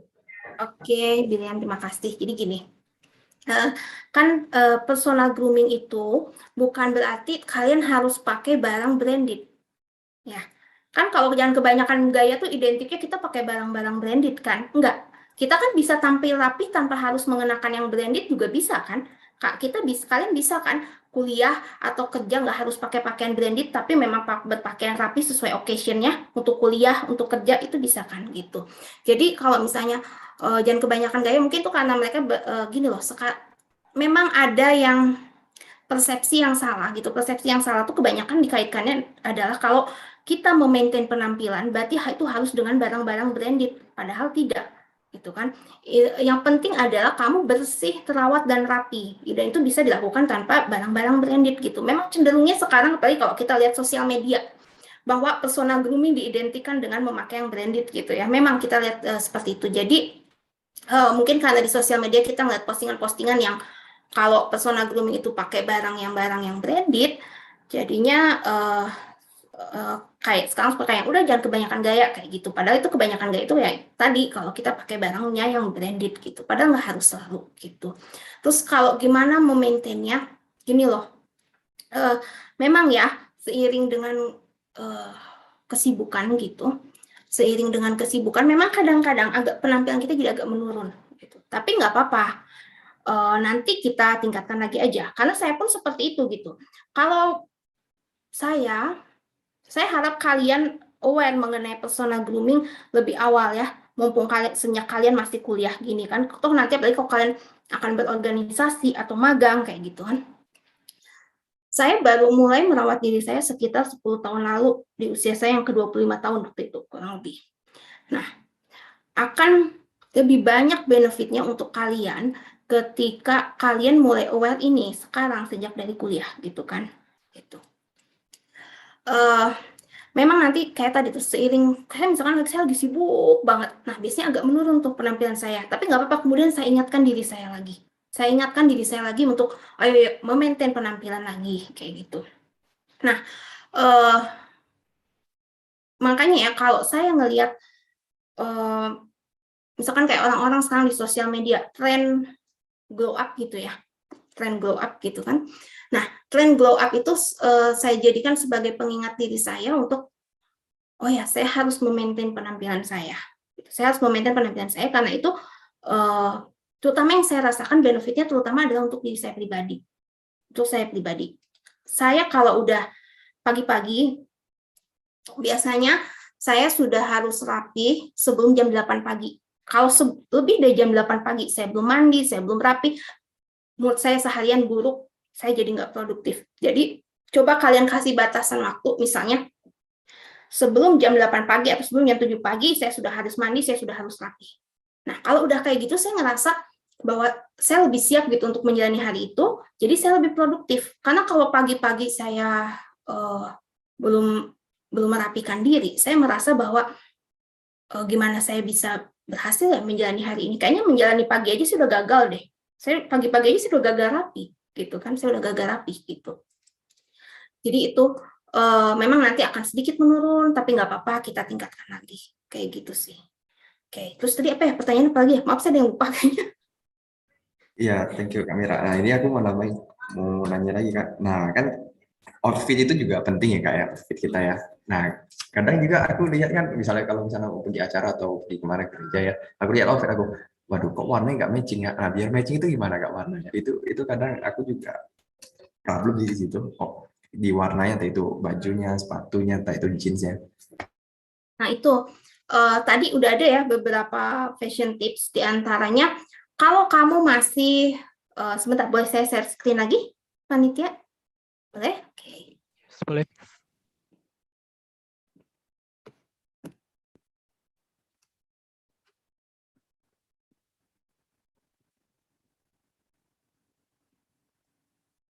Nih, kalau kamu pakai, misalkan untuk pria kan biasanya pria cenderung pakai warna-warna yang lebih soft gitu ya.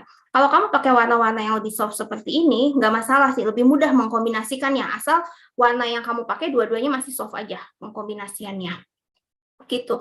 Nah, cuma kalau misalnya, kan ada juga kan pria-pria yang senang warna yang bold gitu, pilih salah satu aja deh, mau atasnya atau bawahnya yang bold.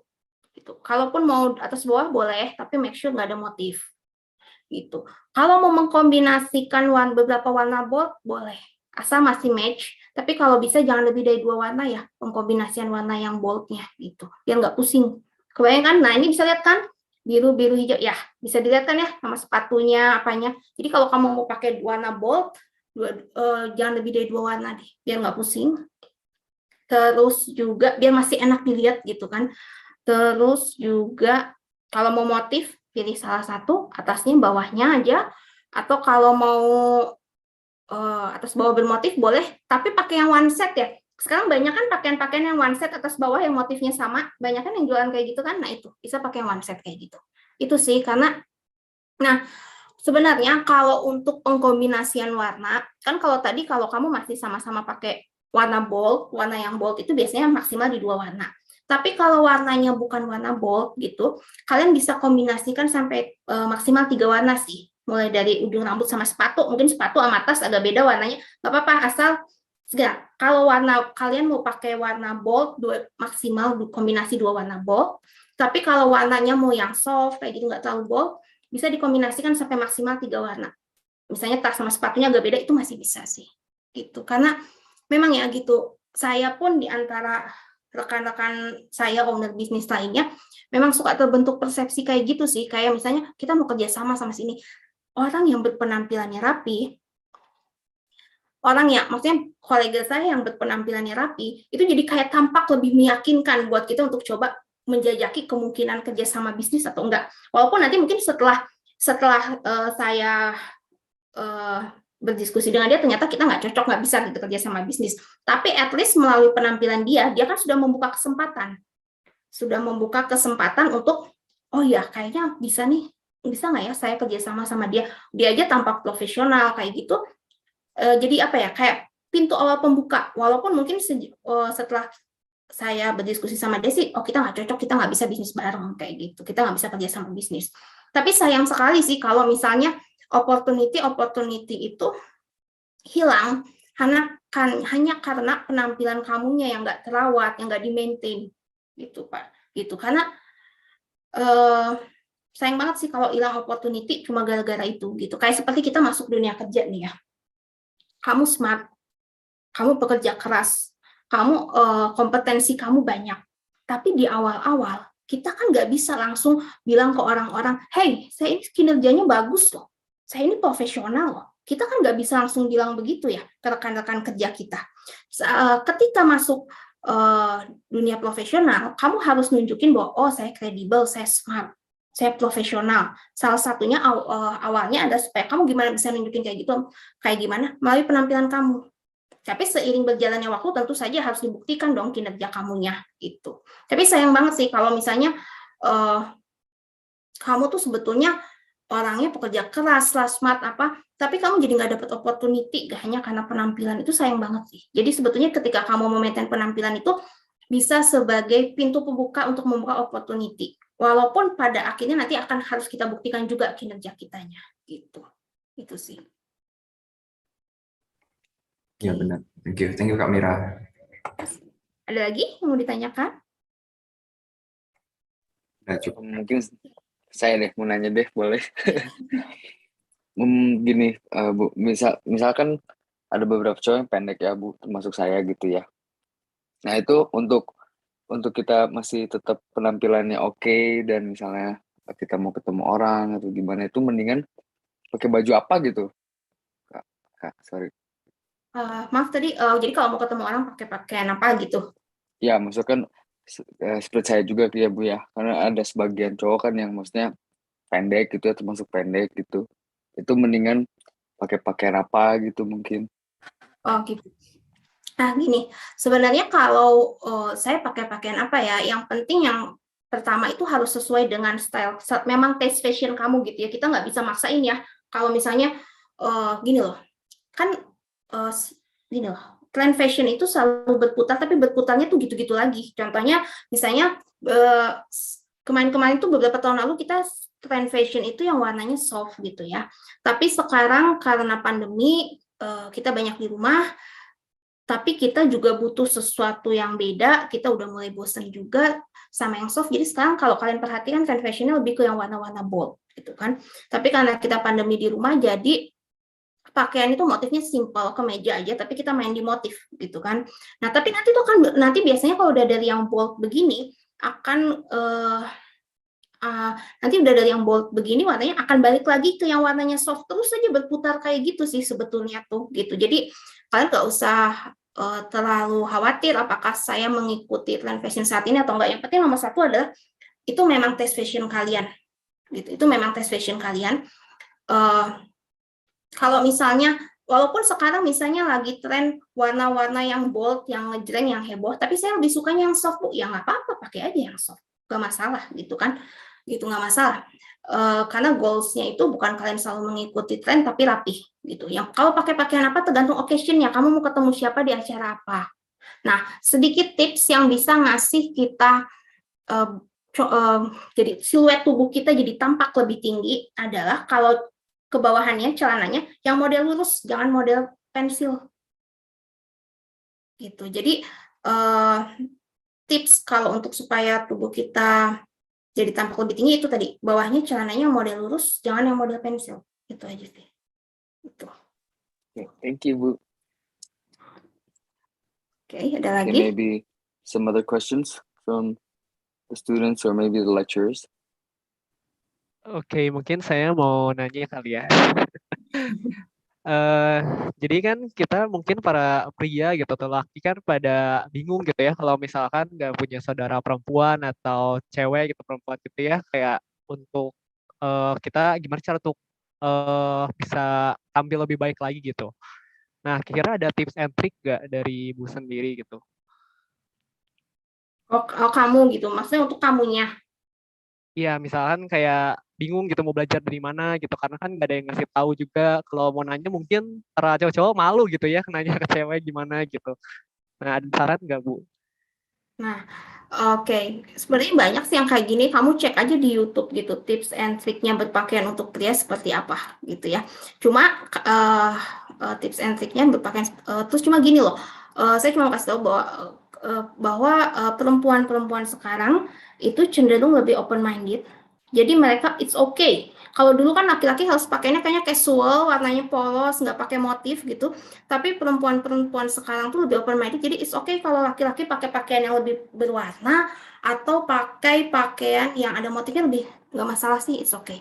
Ya itu tadi fashion tips yang saya kasih itu yang basic, yang itu tuh bisa diimplementasikan baik untuk yang pria ataupun wanita sama aja bisa kok. Kayak yang tadi kombinasi warnanya, kombinasi motif itu sama aja untuk pria wanita kayak gitu. Itu aja sih. Cuma untuk pria sekarang nggak usah takut ya. Nggak harus selalu kalian pakai pakaian casual yang warnanya soft, nggak ada motif, nggak. Wanita sekarang tuh, perempuan sekarang lebih open minded kok gitu. Oke, thank you Bu untuk sarannya. Oke, mungkin ada yang ingin bertanya lagi?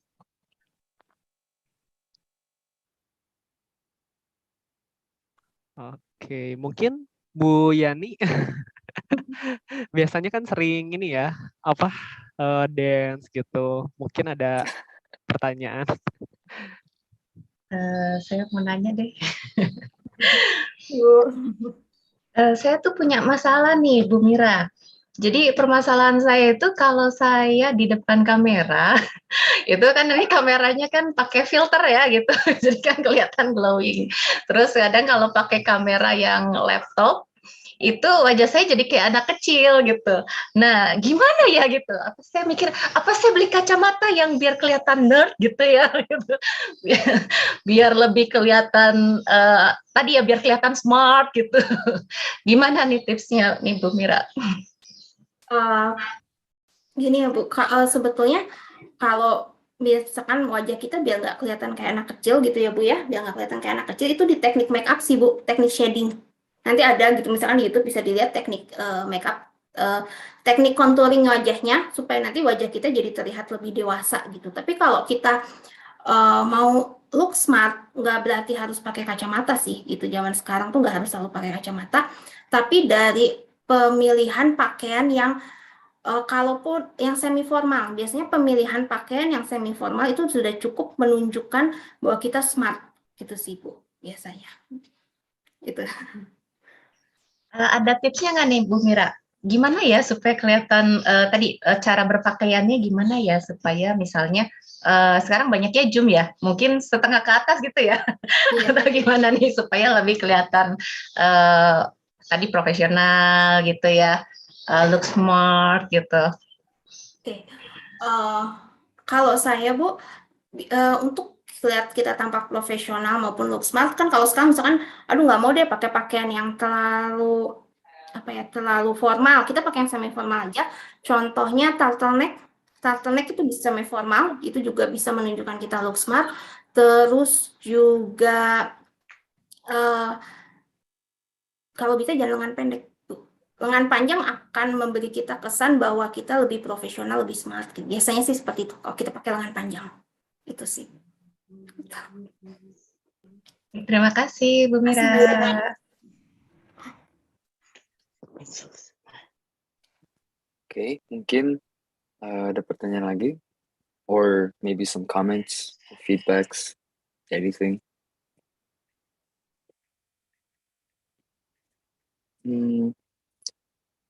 Kayaknya sih udah nggak ada pertanyaan lagi sih ya. Udah boleh? Boleh saya akhiri aja atau gimana? Boleh Bu. So yes, thank you so much Bu Mira again for the presentation. It was very interesting how sometimes yes, first impression can be it can mean a lot, you know. So and thank you for the intuitive presentation.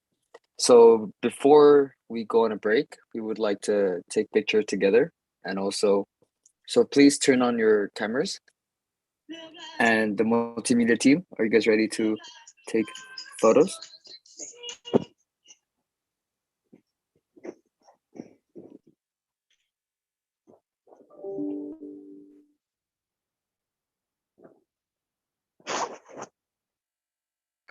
Hello, the multimedia team, are you ready?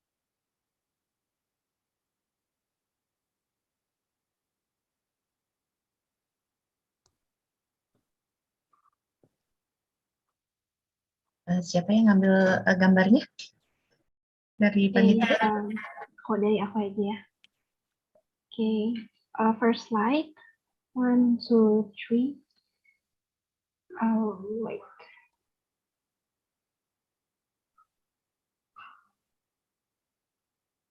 Okay, second slide, 1, 2, 3.